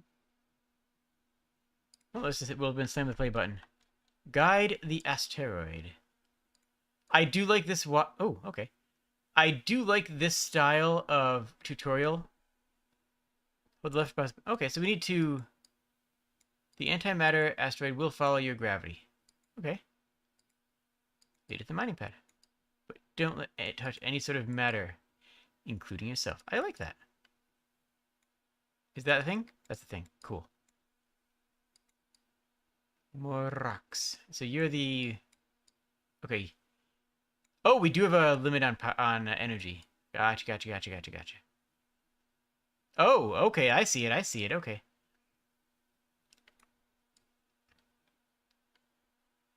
So we gotta be careful about this. So, is it only gravitationally approaching us? It seems to be. Yeah, I really, really like this type of tutorial. It's gonna come back to us, right? It's gonna come back to us, right? Right? Nope, it's gone forever. Okay. Okay, so we actually do need to be more attentive to this. It will be able to break gravitation. So we need to keep it close, but not too close, which I like, actually. Now, I can't quite see the asteroids before they become a problem, because once I see an asteroid, it's too late, right? It's as soon as I see an asteroid, it's too late. I can move out of the way. Come back, come back, come back, come back. I can move out of the way, but I can't make a informed decision about moving the antimatter field out of the way.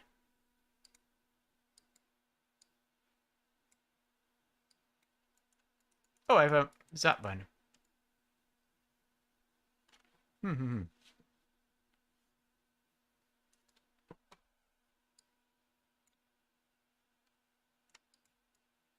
Okay, interesting.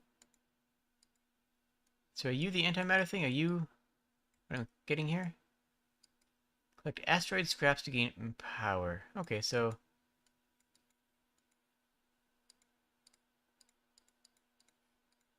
so where's an asteroid? I am yeah, I'm zoomed in pretty far. I do wish I was zoomed out a bit further.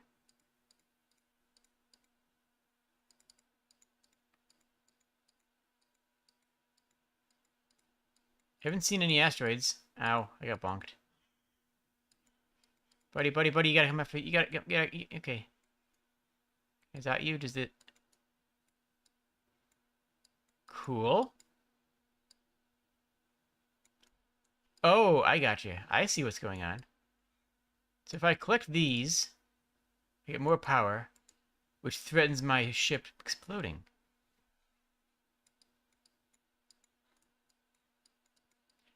I will say, for just for nomenclature purposes, I don't like calling the antimatter asteroid an asteroid. I would have liked for antimatter asteroid, for it just to be the antimatter ball, and then have asteroid as a different statement to make, as a different thing entirely. Just so that it's more clear, because I thought I had to shoot asteroids for more power. Something that we have only seen a couple of. Okay, so we don't blow up so much as it frazzles our screen, which is actually fine. Actually, I like that effect. It's a nice... Oh, careful. It's a nice effect. Any sort of platforming, any sort of, like, detailed... Why does it say 0 out of 100 antimatter mined? Am I supposed to be... Because isn't that mining antimatter? Where'd the thing go? Buddy! I don't know where it is.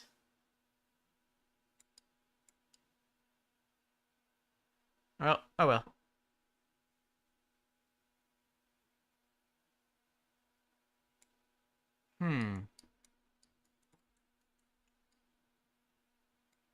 But you gotta follow me. That's like how the whole game works.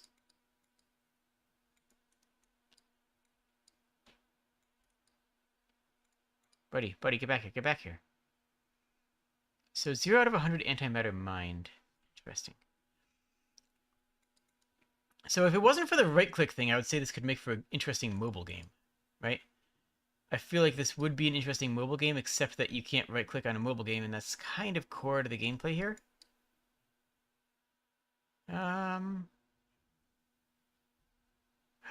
Okay.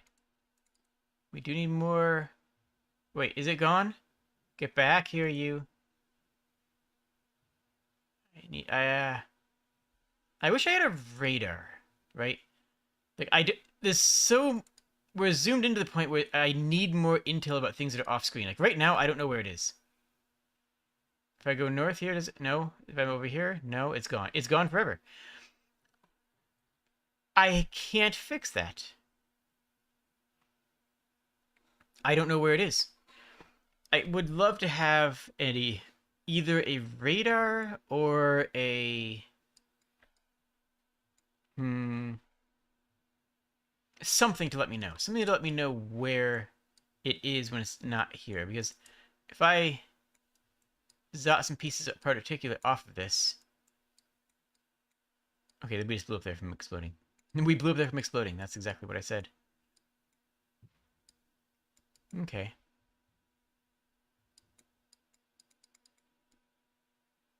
As soon as it's off the screen, I have nothing but fear and confusion. And I have to go a little off the screen to get some of the pieces of it. Okay, let's try and finish this level at the very least. If we can. Okay, never mind. We can't. If you wait long enough when it disappears like that, it comes zooming back really fast. I mean, that makes sense, because it's running on the idea that there's no other objects in space that it could possibly get to. So we'd be the only gravitational source that would go really far away, slow down slowly to a stop, and then return at ridiculous speed, which is... Oh, I never saw it that time. There you are.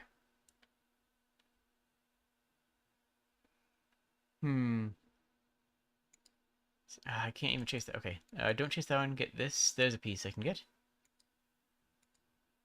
Dang it. Okay. How do I get back to the main menu here? Double select. Oh, this actually has a lot of levels. Oh, wow. And I can't go past it, though. Okay, okay. So let's glance at some of the other mechanics. This one, you have 3 asteroids you need to get into one at the same time. This one, you have a lot of other celestial bodies, which are going to be dangerous. This one has gravitational play. Interesting. Okay.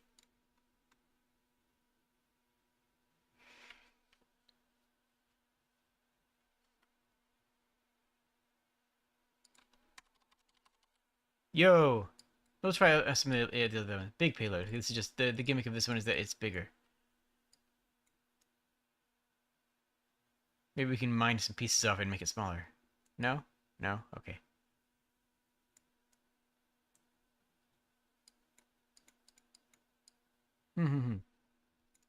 It's an interesting idea. I gotta give it... Oh, there's other stuff in there. Okay, nah. That's gonna be...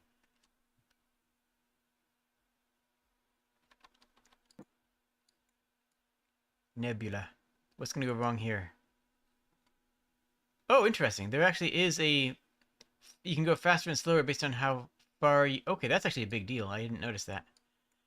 Okay, the farther away you click, the faster you can go. And this level doesn't have a meter. Which is also interesting. This one doesn't have an energy meter, which is something that was very important to some of the other levels. Which I actually kind of like. It trims out something that might not be necessary to this level because it's not necessary to this level. Okay, there's an audio source in here. It's the first time this game's had an audio source. Caught me off guard.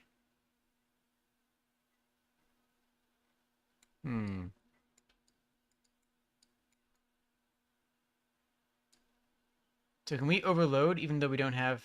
Nope, we can't overload either. Well, let's just zoom to the nebula and see what happens. Yeah, frictionless physics would be interesting, but probably less fun.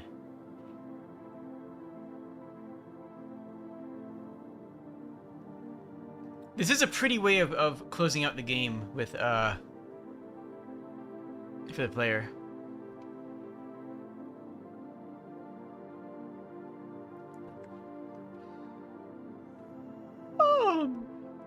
Gosh, I will be honest with you all. I have had like an entire day today, but I've been looking forward to this through all of it. That's just a really long level. Yeah, I don't see any way of navigating this effectively. I really don't. Oh, bumping does actually take extra damage. Cool. And those are not antimatter chips, so they don't actually... Okay, nice. This text is really big. Oh well. So we need to rely... Okay, that's a good level. We have to rely very heavily on the laser to do laser things. Ooh, that's going to be a problem, isn't it? Okay.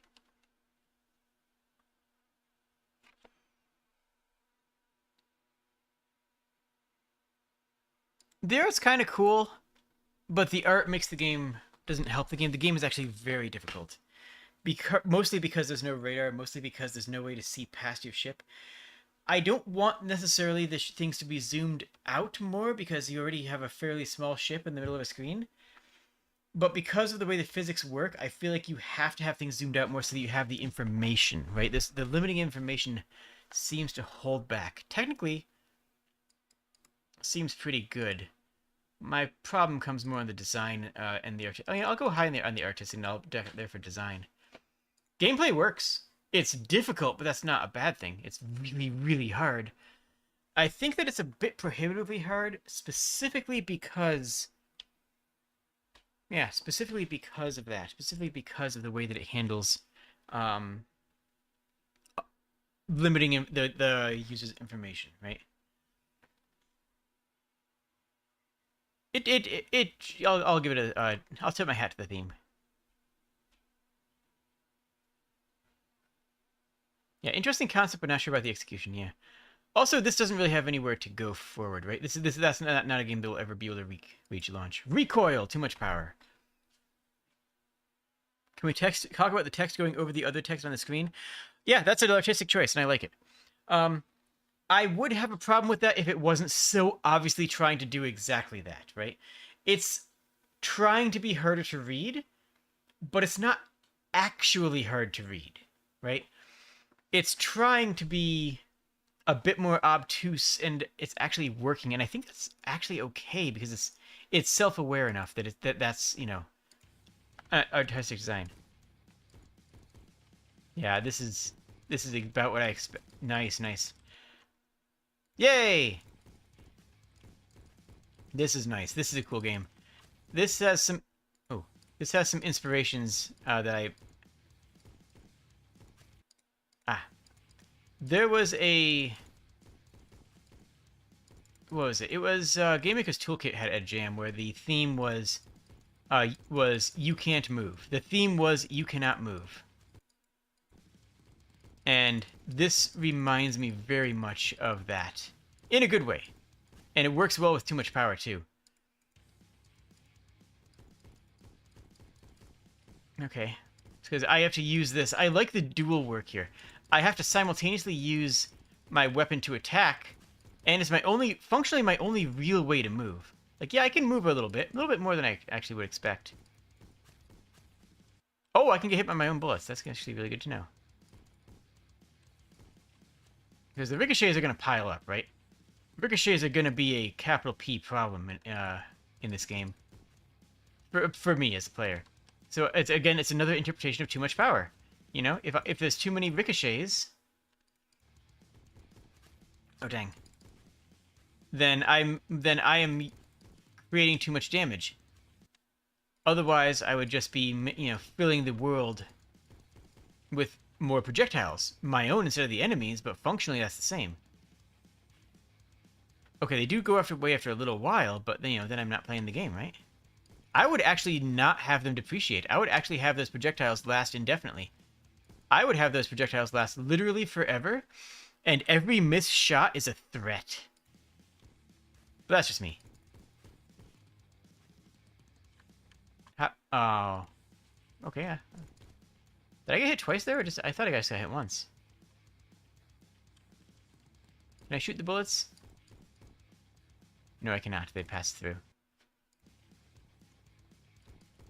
Yeah, I like this. I would actually go even further with the bullets damage. It'd be nice to have a little bit of an easier mode, you know? The saying that a casual version, because it feels like a casual game, right? And that's not a bad thing. Like, anybody who thinks that's all, okay. Feeling like a casual game is not a bad thing. I just need to remind people of that all the time, because casual games are, like 40% of our marketplace, right? 40, like, if you actually look at games by revenue, casual games are 40% of the market. You know, don't be afraid to make a game that's calm and relaxing and, you know, designed for chill players. You don't need to, every game doesn't need to be for extreme players. So many game devs forget that. So many game devs, new devs be like, "Oh man, I need to target the Diablo crowd." It's like, buddy, don't worry about that. Target whatever market fits you best. Yeah, the pixel art's nice. There's not a lot of game, right? It's not a lot of game here. Although I'm getting better at it. I mean, look at me go now. Now I'm rocking it, right? I'm actually getting better at the game. I'm getting better at video games, y'all.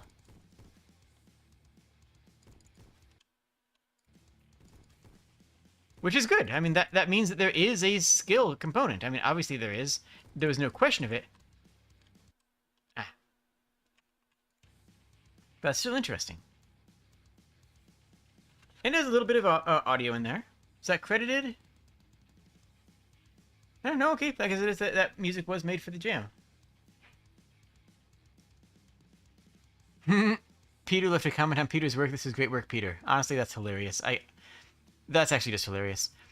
Honestly, the art's pretty good. The art is good and crisp and clear.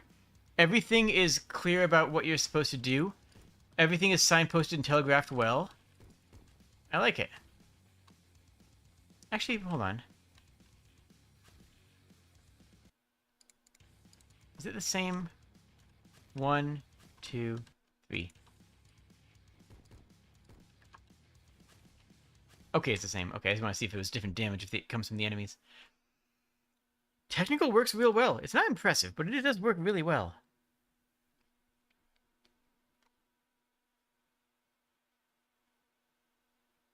Oh, okay. Yeah, made by Peter. Great work, Peter. By Peter. That's hilarious. Design, honestly, I really like the design as well. The gameplay is good, but very light. You know, it's just not a lot there. But it does do a good interpretation of the theme. I'm okay with this spread. I'm okay with it. Let's keep this moving. Redemption. We actually have a shooter here, eh?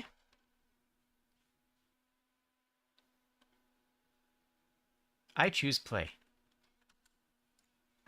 I would like to choose play.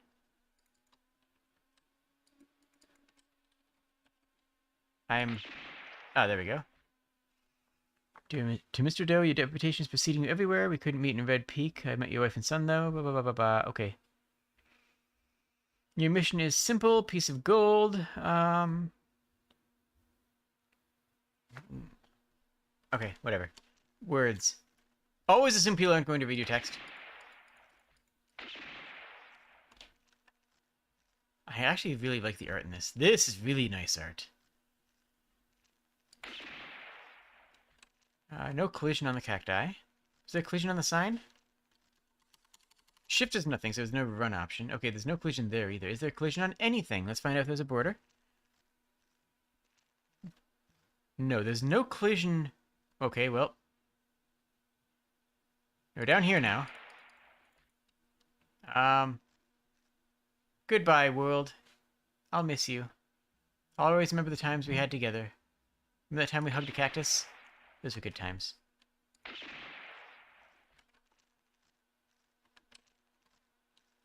Is there a way to, there's no kill plane. I mean, that cannot be understated. There's no menu. F1, F10, O, I, escape. I've been hammering a lot. Okay, nope. Let's refresh the page.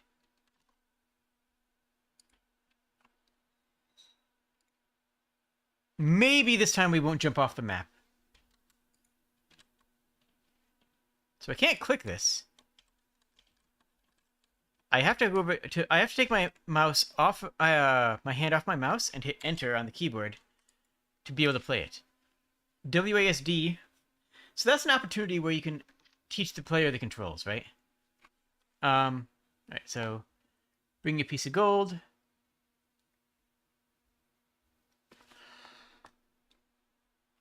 Shoot some other people, probably. Okay.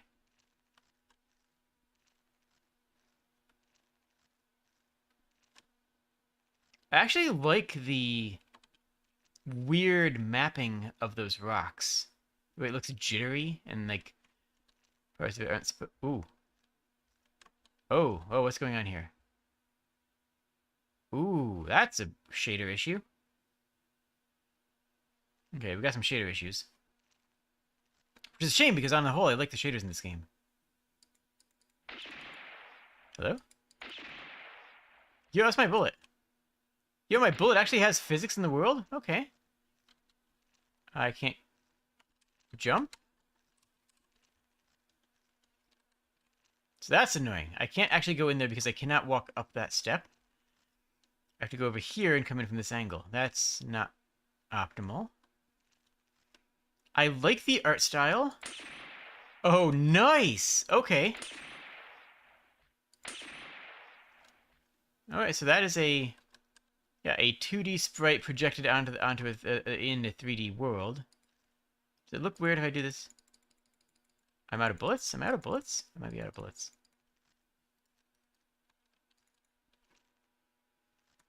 Well, I hope I don't need any more bullets. Hello?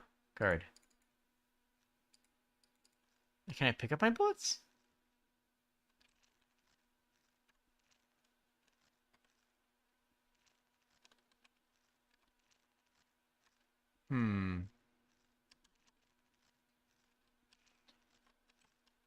And I'm stuck. I'm stuck on that ledge. I actually cannot get off that ledge. I am stuck forever. I am soft locked. Okay.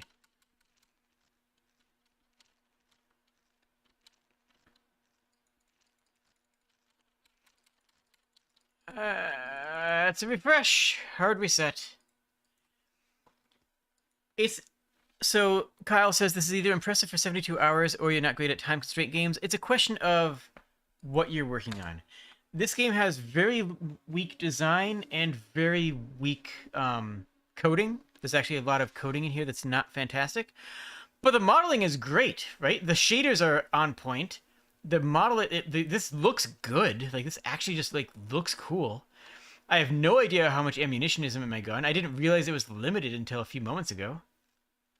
Okay, so I can go up these stairs. I can go up these stairs, but I can't go up... I can now. What changed? What changed? Before I couldn't go through there. It's a question of focus. This game has... Okay. This game has all of its focus on the art.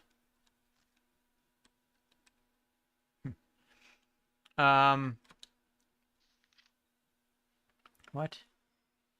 I'm not reading that. Need to find keys, though. Let's see if we can find a key. This game has all of its focus on the art and very little on anything else, frankly. I need a bucket for that. Okay, never mind. We're not supposed to do that. I said not to help Timmy. That's just an empty building. It's fine. It still looks nice. No jump functionality. There's a bucket. How do I get that bucket? Whoa. Okay, you just have no colliders. Can I use this? Nope. Can I shoot the bucket down? I'm worried now that I know that I have limited shots.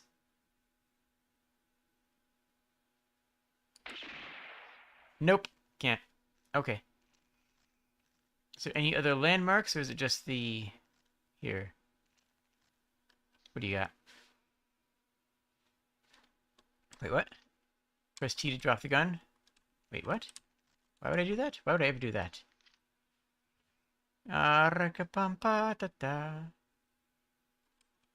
Whatever. I can run through the mountain. I haven't seen another NPC. I haven't seen either of the characters mentioned. One of them, I think I saw dead. That just clips through here. So we need to find some keys. If they exist. They might not exist, honestly. Yeah, the modeling is impressive. I'm stuck. Okay, I didn't softlock that time. The modeling is impressive. Oh, there we go. Oh, yo, we actually have keys now. Got it. Eh. But honestly, a lot of the rest of it ain't.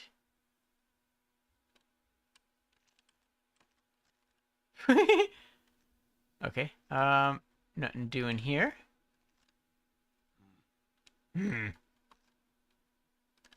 One of these has to lead to progress, right?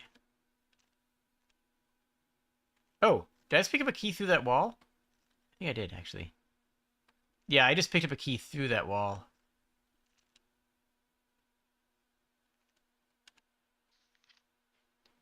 We got a poker chip. Sure. That's fine.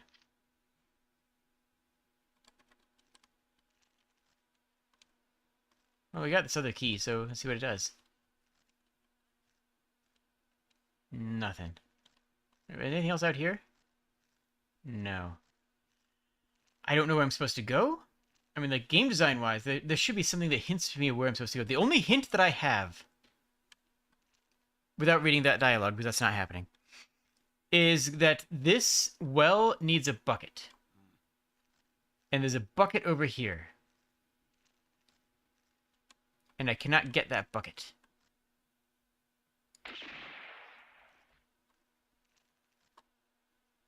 Also, the train is, like, wildly out of scale, but adorably so, right? Like, the train is not to the scale of anything else. And that's kind of all the assets in the entire world. I guess we're done?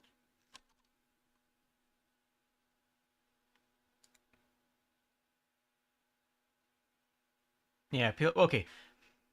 People saying it crashes in Chrome and Firefox. I'm playing these on WaterFox, which is a modified version of Firefox that gives you extra resources. That gives you extra resource.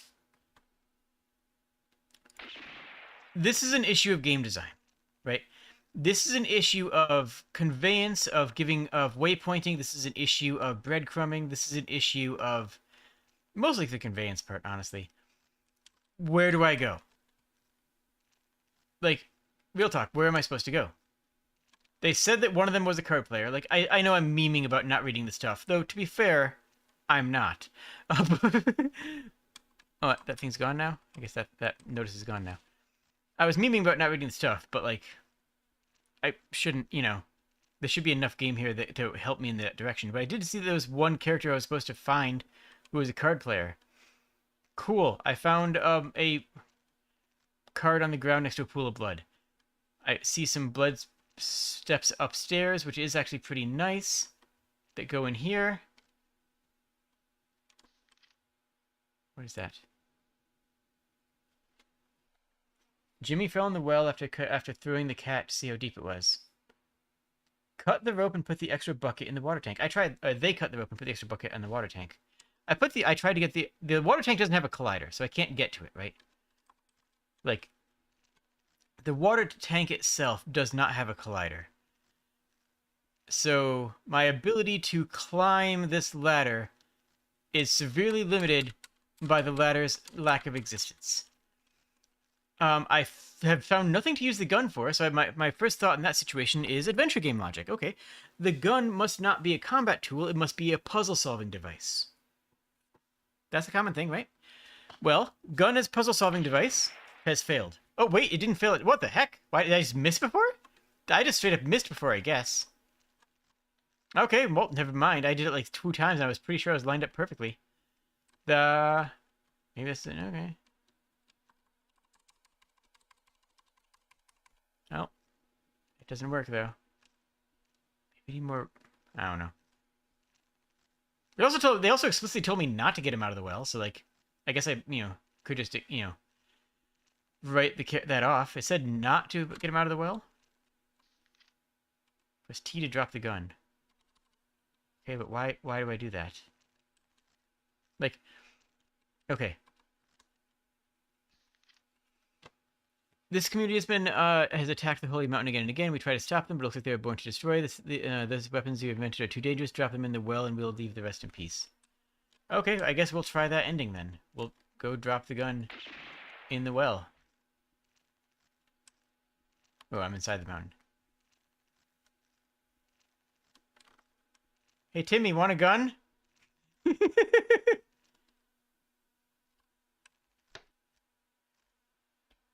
Yo?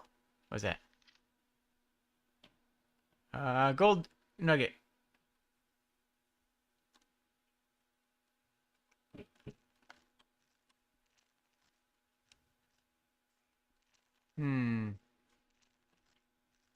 Where's the gold nugget go? Like, where am I supposed to take the gold nugget now? Okay.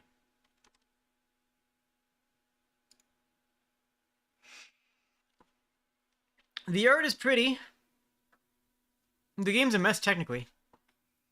The game is a mess from a design standpoint. The gameplay actually works. It's fine. It's okay. This game was not made for this game jam. I'm sorry. This game was not made for this game jam. It may have been made during the game jam, but it wasn't made for the game jam. There's nothing about too much power that is meaningfully presented here, right? If there is, then it's hidden beyond, beyond my sight. Unless they're like doing something about guns being too powerful, but that's not really. I mean, yeah. This doesn't feel like it was made for a game jam with a theme of too much power, right? Kind of a mess. It looks pretty. It really does look pretty. It looks absolutely stunning. But I don't think it's a good game. Let's see if Robo Solar does.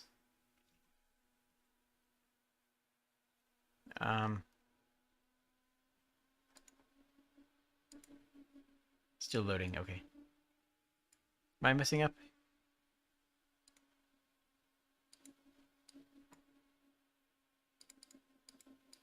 Is it still loading or is it glitching? I can't tell. Let me refresh the page. That seems to be crashing Water Fox. Yep. There we go. Oh, look at that. Look at that. It's a Ko-fi page with Jade the Kobold merchandise? Wow. That's a really cool keychain. I can't believe that. That's a really cool keychain available. And a sticker sheet that's actually sent to you with Jade the Kobold stickers? That's amazing. Okay. Let's see if this loads this time.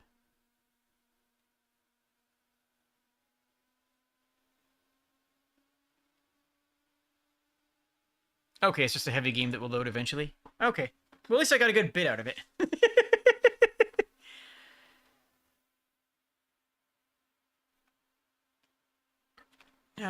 I do... Like, I will be the first to say that you do not need to have good optimization in a Game Jam game. But when it staggers to the point of it feeling like... Oh, there we go. The browser's crashing? Jeez, okay. Okay. Okay, so the left mouse button just resets it. Let's grab power gun things. I don't... what are my controls? What am I doing here? Use... Move with, to siphon powers. Siphon excess power from the solar panels before they explode. Push the batteries close to the solar panels. Okay. Alright, so let's go push batteries to solar panels.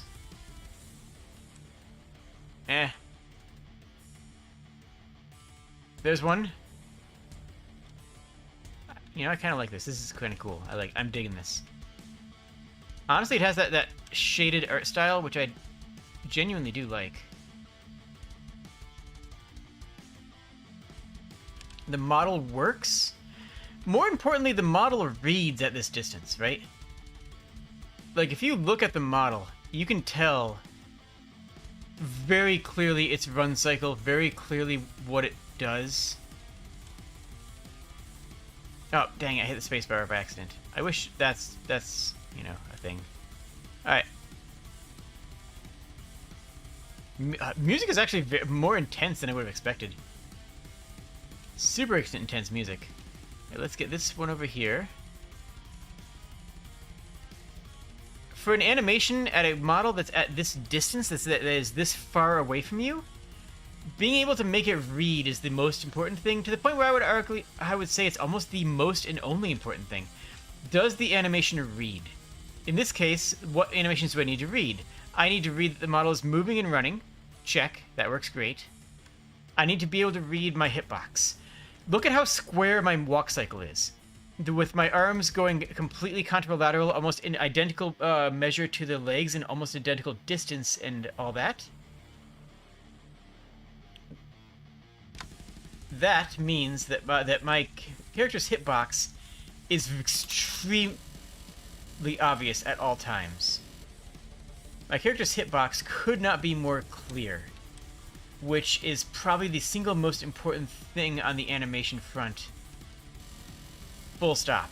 Alright, that thing's starting to explode. Let's get another battery up there. Likewise here.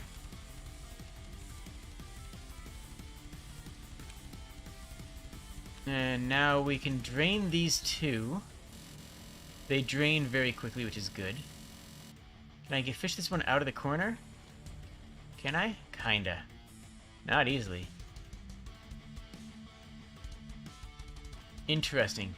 Because of the... Uh-oh, I'm not gonna get that one in time. Okay. Cute. Love it.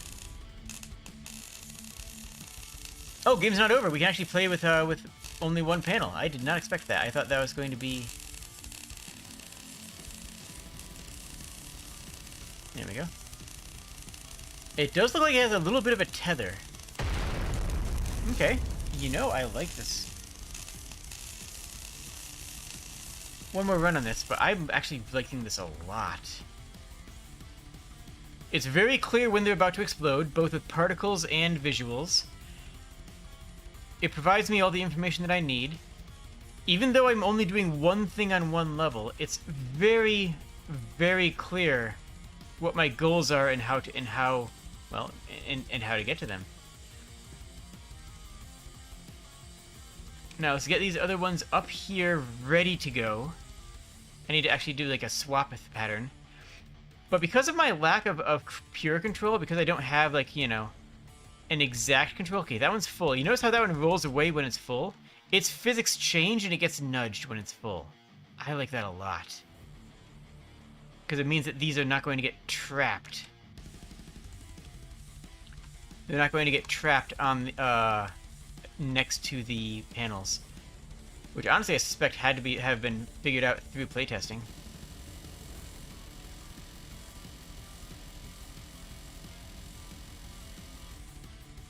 Oh, we're on level 3 now.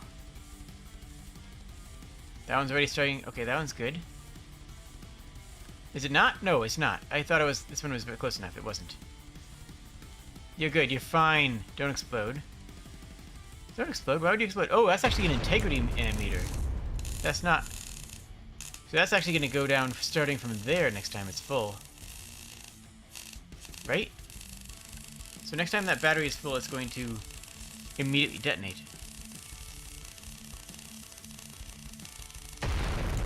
Nice! Okay.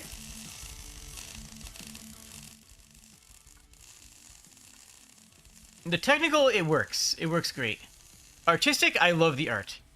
Mostly the animations. The animation on the model works fantastic. The cell shading for the background works well. It works well for the theme that you're going for. They added some sparks and yeah, pixel artwork, or not pixel artwork, but a little bit of a particle artwork is what I'm looking for on the panels themselves when they're getting close to explode to reinforce that, hey, it's danger time. The music is a little bit anachronistic for what they're going for, it seems, but it works. I'm not having trouble pushing objects. I'm not having trouble pushing objects in a physics game. In Godot. I mean, I don't need to tell you guys how impressive that is, right? Like, physics is a thing in Godot, isn't it? Physics do be like a whole thing in Godot most of the time. And I love the conveyance of the batteries moving and wiggling after they're full. That the batteries' physics changing and them getting that nudge away from the panel when they're full is delightful. Honestly, I love the game design in this. The gameplay is simple, but it says 72 hours at Jam. It is simple. And this hits the theme well. This might be my favorite thing in the Jam so far. This might be the one that I feel works with too much power, works with some conveyance aspects, works with the animation and the visual effects. I don't think this could, like, necessarily go anywhere. I don't really think that this could become, you know, a full game launch, but I think it's a really good Game Jam game. I like it. The new Godot physics engine is so good. Yeah, yeah. But, like, still, you know what I'm saying.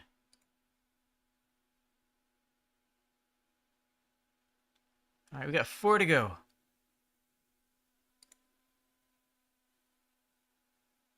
GE surplus. Unlimited free power, they said. It'll make us a fortune, they said. All you need to do is keep it grounded, they said, as the orb of light cracked ominously. Okay. Wait, does this actually have leaderboards? Yo, this actually has leaderboard. Back? No? Do I get... Can I exit? Okay, they have leaderboards, but once you're there forever. Yeah, no, okay. That's not doing... Nothing doing there. Okay.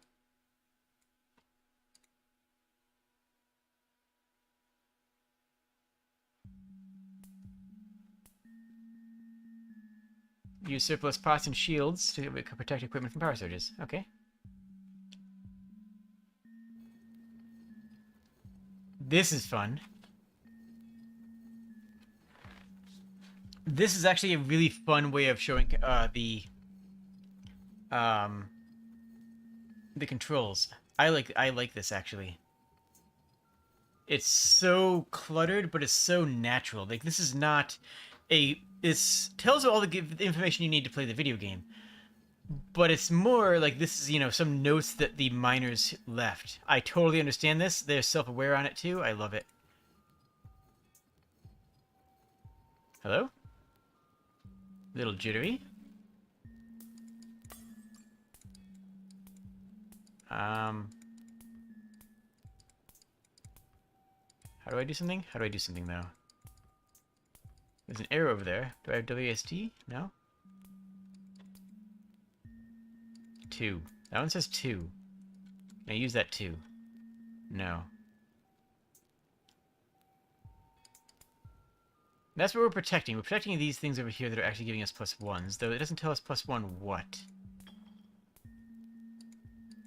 Am I doing something here?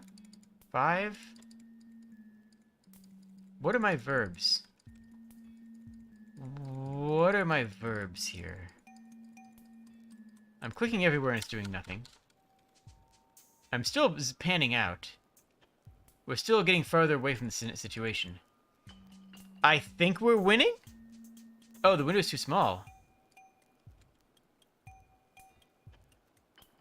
Alright, if I go...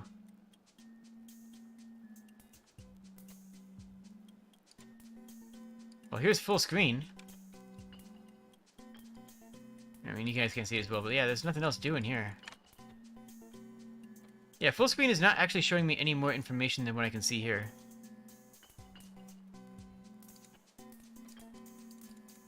Yeah, if I full screen it, it's the same as what you guys can see right here.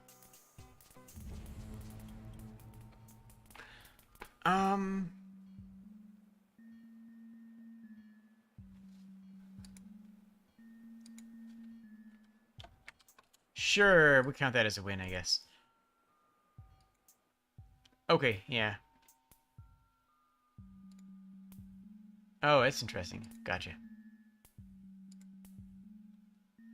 What's the gameplay? I mean, obviously people have figured out the gameplay. Let me read this more. Shields can take 2 hits. Smithy makes shields, but how do I... Oh, drag and drop shields? In Pot's throw? I tried to drag and drop them. It didn't drag it or drop. Let me try again. So right now we just wait for things to be created. There's a pot. Okay, so so it's like, so these I can drag and drop. These I fling. Interesting. And those seem to be my only verbs. I don't have anything else I can control.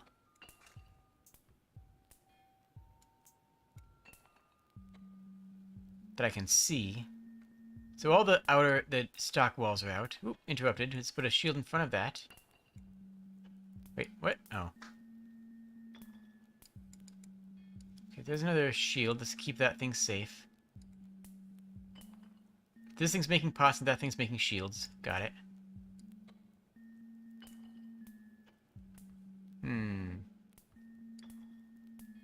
Let's block that off. I really like the light sourcing. The light sourcing does a very, very good... Oh, heck. Does a very, very good job of portraying what the lines. See how I drop these here? And now I can... This is obscured by the light source. And that tells me that I have the angles correct. This thing keeps on getting interrupted, so I'm not getting any more shields, which is going to be really bad in just a few seconds.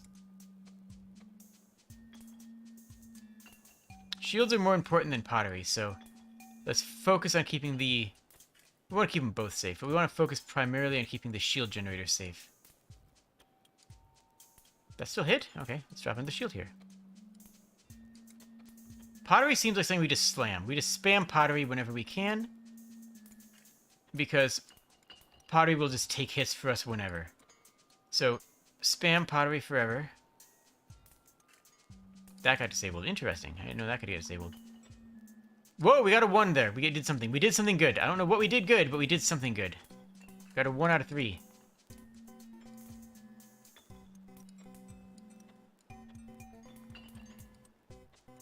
Why isn't the pottery... Is the pottery absorbing stuff? I have 6 shields. Great. Pottery doesn't seem to be absorbing that many hits, which is interesting. Okay, now that this is amping up and things are getting more hectic faster, which is cool. We just spam out the pottery for body blocking. Protect the shield gen. Protect the everything. Okay, I see how the game works now, and I'm liking it a lot more. Yeah, you know what? I'll take it.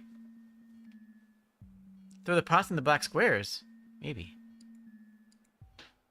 Yo. Okay.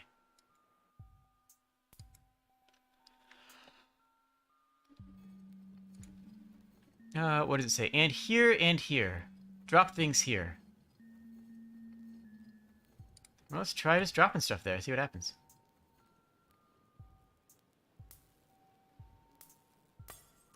Kaboom! Give me thing. There's a shield. Let's drop a shield in here. 1 out of 6. Let's throw a pot into that one. Didn't work. 2 out of 6.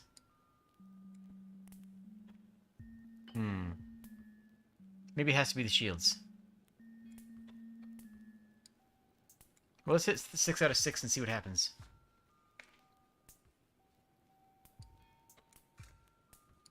Whoops. Oh well. That doesn't work. It looks like you have to use the shields to do that, though.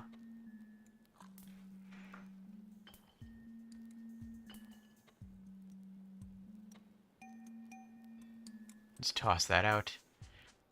Alright, and I assume that's 4 out of 6 now. 5 out of 6. Oh, that is 6 out of 6. Okay, so that gives me a full radius. That's actually really cool. You, what do you do at 3?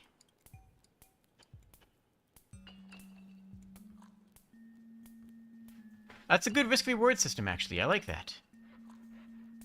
Wait, is that a permanent productivity up? That's actually super important, isn't it? I don't know what these do.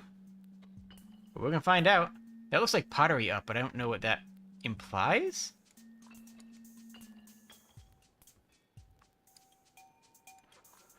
Oh, it's productivity up for pottery. Got it.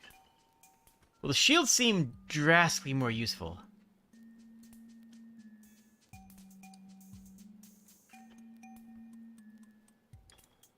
Pottery doesn't seem to be doing a whole lot. Like right here, we have so many pottery things out, and we're still getting interrupted on other fields here. So we're gonna go shield production. We're gonna do a shield build.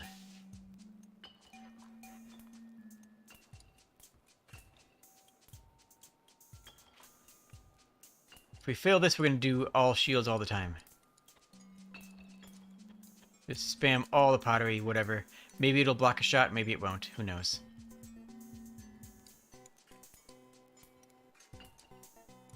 Let's fill this up, because we can do that pretty quickly.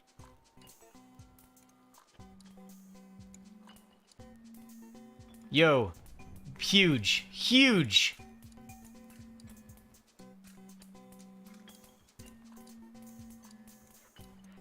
Alright, let's get another 6 in here.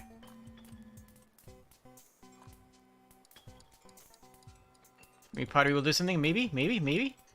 Probably not.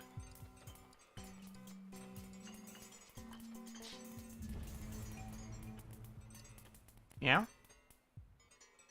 Pottery is strange. It doesn't quite seem to do what I expected to do. But hey, up to our score, and oh, it does clear the previous score. Okay, so if we get a higher score, it does say, okay, you are the same player. We're not going to give you a new score. Which I actually like.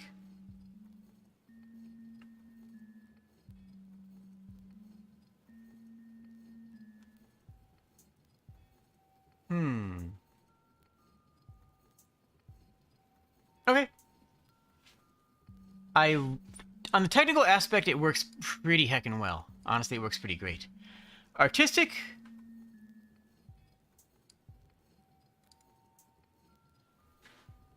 I'm just doing a quick scan here. Scan, rather. All assets, save for sound effects, have been created entirely by you. Okay. If all the art was made during the jam, then that's actually a pretty healthy amount of art to make during the jam. And I like the aesthetic. The design actually doesn't really... No, you know what? It's good. I like it. Gameplay is unclear on the first try, but once you actually see what's going on, I can see how that could be a lot of fun. And it is definitely a good understanding of the theme. Okay. I'll go with that. Tag, is it? That doesn't sound like a too much power thing. Play tag with me, Miss Knight. Sure. You can move, we weren't not going to be easy on you. Okay, dash with left click. So we're just playing tag.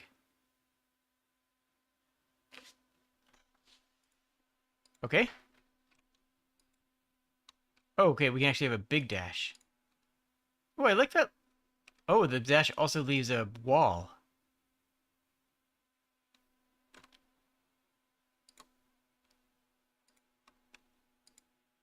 That's fun. That's kind of cute.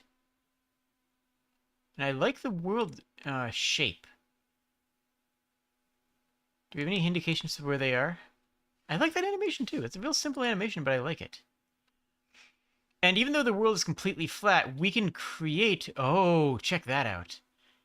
Even though the world is completely flat, we can create a terrain over time. I don't have no idea where he is.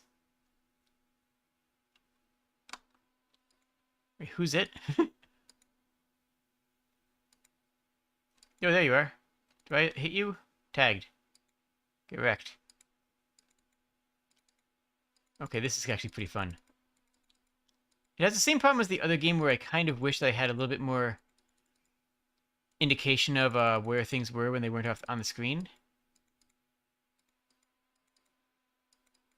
That's kind of a... Ooh, whoa. Oh, there's a wall there. It's kind of cool. Yo, get wrecked. There we go. Nice. And just a time trial. That's cool. And it actually is an interpretation of too much power, because that... the way the dash attack works. Real simple. Real cute. Okay, okay.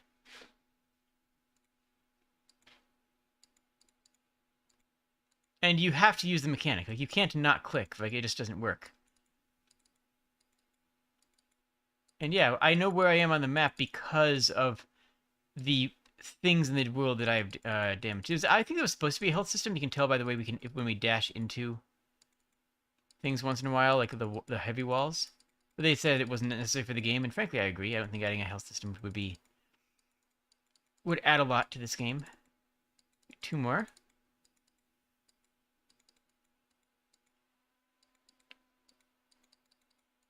Come on, gonna get you. Gonna get you, little lad. I'm gonna get you. Got him.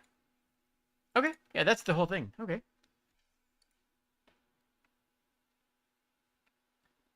Simple, but I'm okay with it.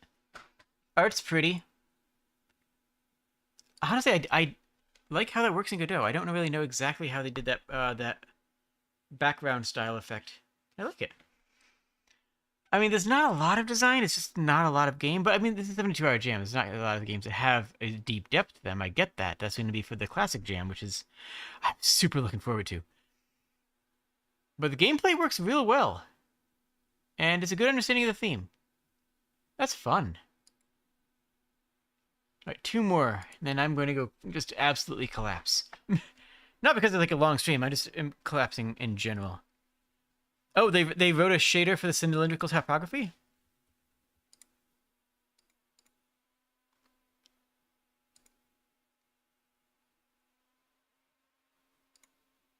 Okay.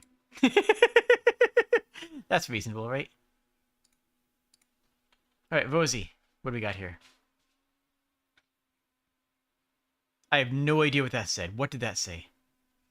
Alright, press space to add power to the engine. Power to. Okay, we need to add power to engine.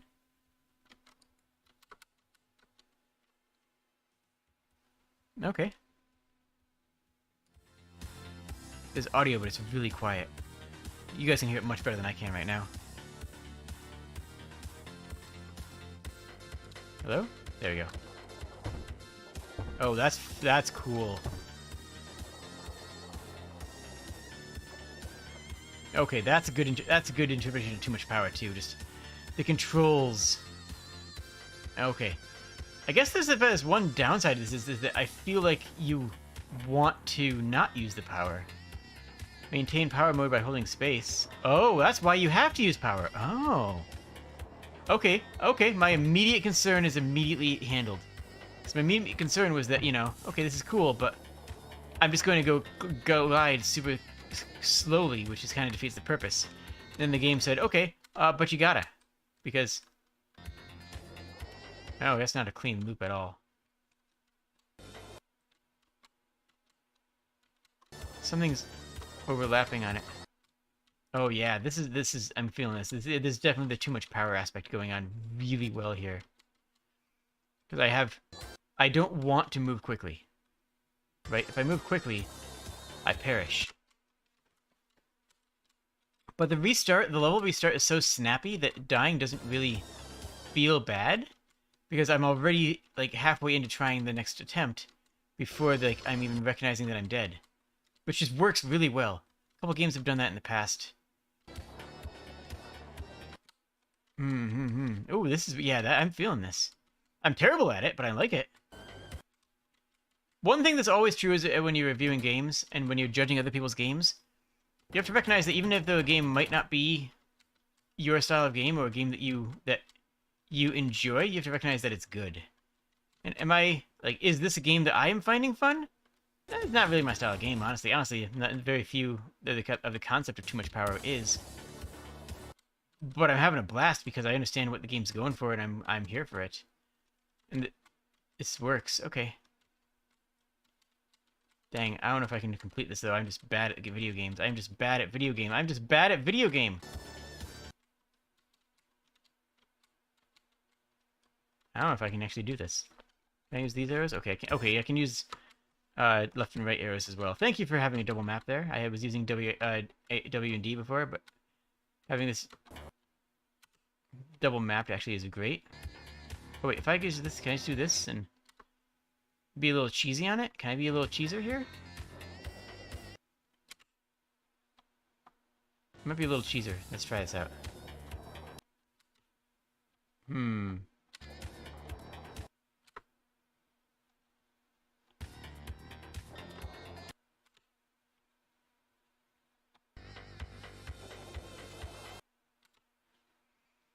Yeah, this is just hard. But not, like, unfairly, I don't think. Ah, almost.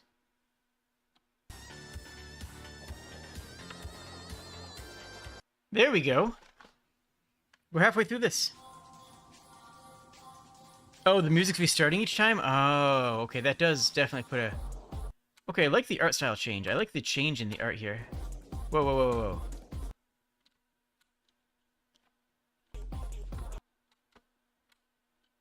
There we go. Whoa, okay, nice, nice. Definitely feeling the too much power here.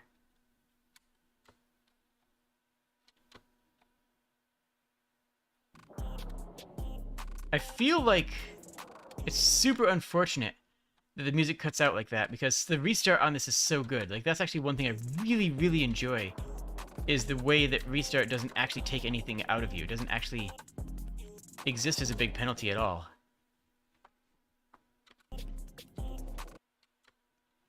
Oh, now we have the one here where I can't boost through. I have to coast through.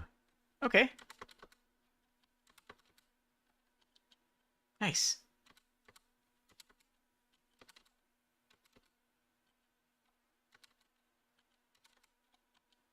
There we go. I don't know if this one even has music. There we go. Oh, there's actually push me in a direction too, huh? Wait, why did I die there? Why'd that happen there?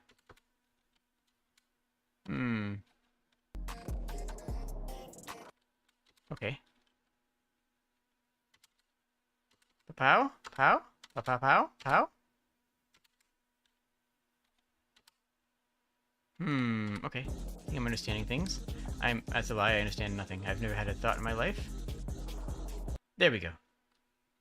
9 out of 13, we're getting there.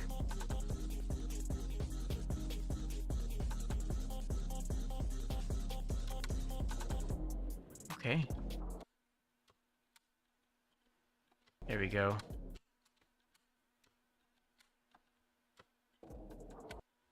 What? What?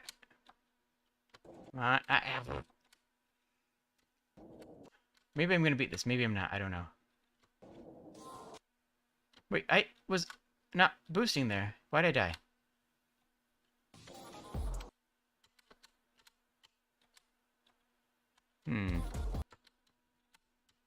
This seems a bit awkward here. So I'm boosting, not boosting. Okay, that's actually seems insane. That seems super hard. What am I doing wrong? Roll. Boost. I had the, okay, I don't know.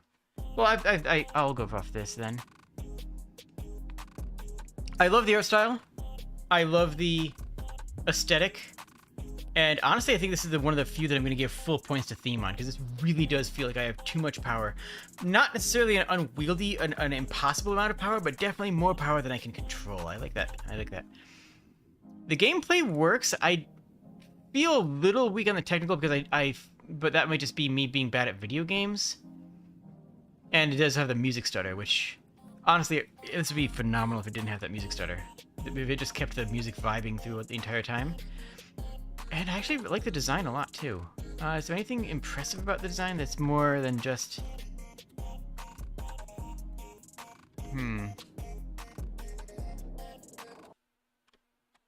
Yeah, like right there. I don't know. Here.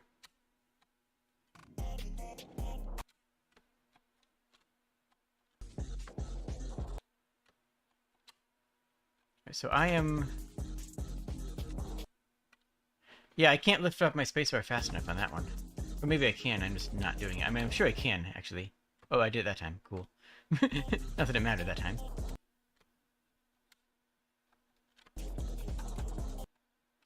Okay, I think I'm seeing it now.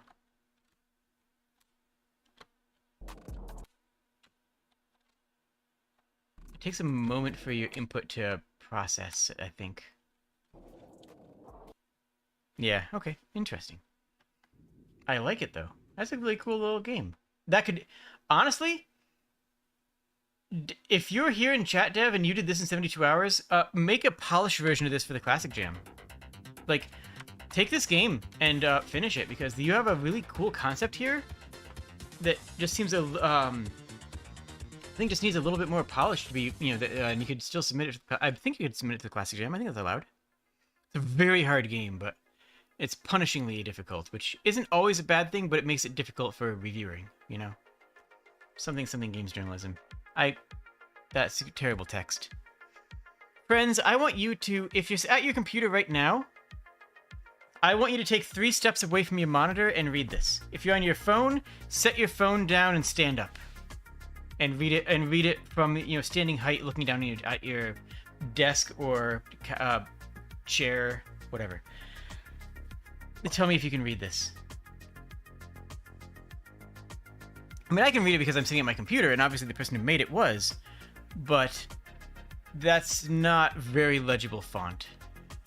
Helvetica rounded, friends. I've said it before, and I will say it again when we get to the regular jams. Keep your power level below 100% or it's game over. Power increases passively, but routing through substations can decrease. Watch out for solar farms, they will increase your power. Okay. WSD mouse. Place poll? Huh. Well, let's just hit play start game. What? What's going here?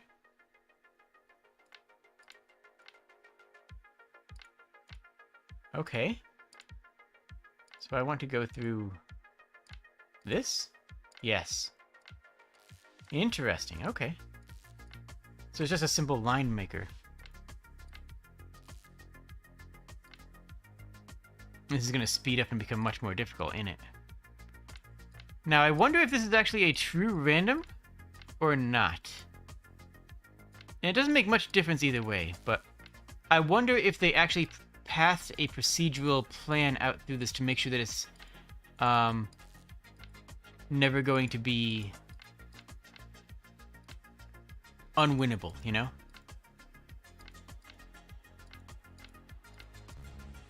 Okay. Nice. Not a whole lot to it. And I can't tell if this is a pro-solar or anti-solar game, honestly. Like, that's the kind of funny thing, right? Like, on one hand, it's solar is literally the villain. Solar is literally the bad guy because that's what destroys you. But it destroys you because it generates too much electricity. And you need to be able to manage how much power you're getting. Because solar is very good at generating power. It's like, it's kind of funny, right? It's like, is this actually pro or anti-solar? I'm pro-solar, just for the record. I think solar is a fantastic technology that we need to utilize as much as possible right now.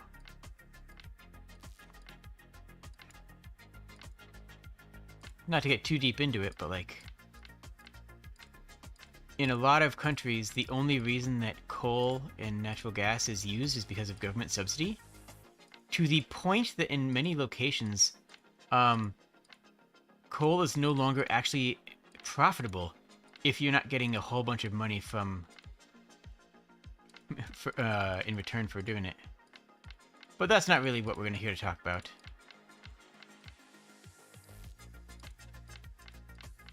It's just something that I find very fascinating. And this is about power, and this is about too much power. We had another game that was about solar too, another one of the good ones. I mean, they're all good in their own way, of course.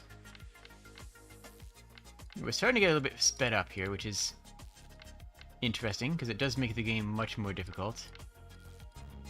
Oh, geez.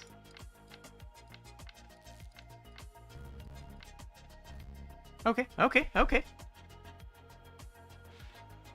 Yeah, this is interesting. The art's not great.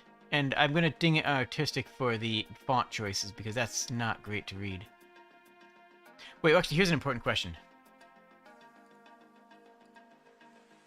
No.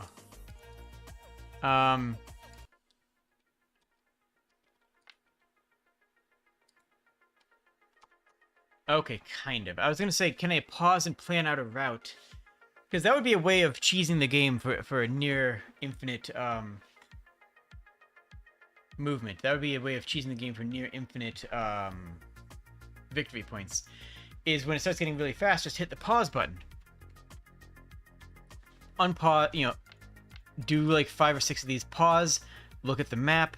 As long as you keep your cursor in this area, you can pause, try to read through this, try to intentionally not read the text, get through it, pause, look at the next section. That could actually be an interesting way of cheesing the game. I'm not saying it's a bad thing, I'm just saying it's interesting. Technical works fine. Design, it is nothing really that impressive here. There's nothing flawed, but like, I've played the same game before in DOS games. Like, this is nothing new, really. The gameplay does work, and it does hit the theme nicely. And that is 15 games for Go-Godot 3. And we're right at the 3-hour mark, so that works for me. Thank you all for joining me. We will be doing on next Wednesday, starting the classic judging, where I'll be joined by all of the other judges as well, and we'll get to going into that much more actively. I hope that you look forward to that. Thank you so much. Thanks to everybody who made a game.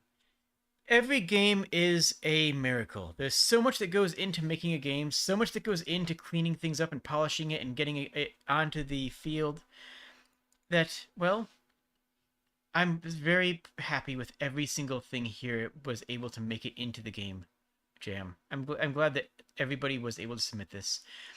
And honestly, pretty much all of these, check with Adrian on the itch page.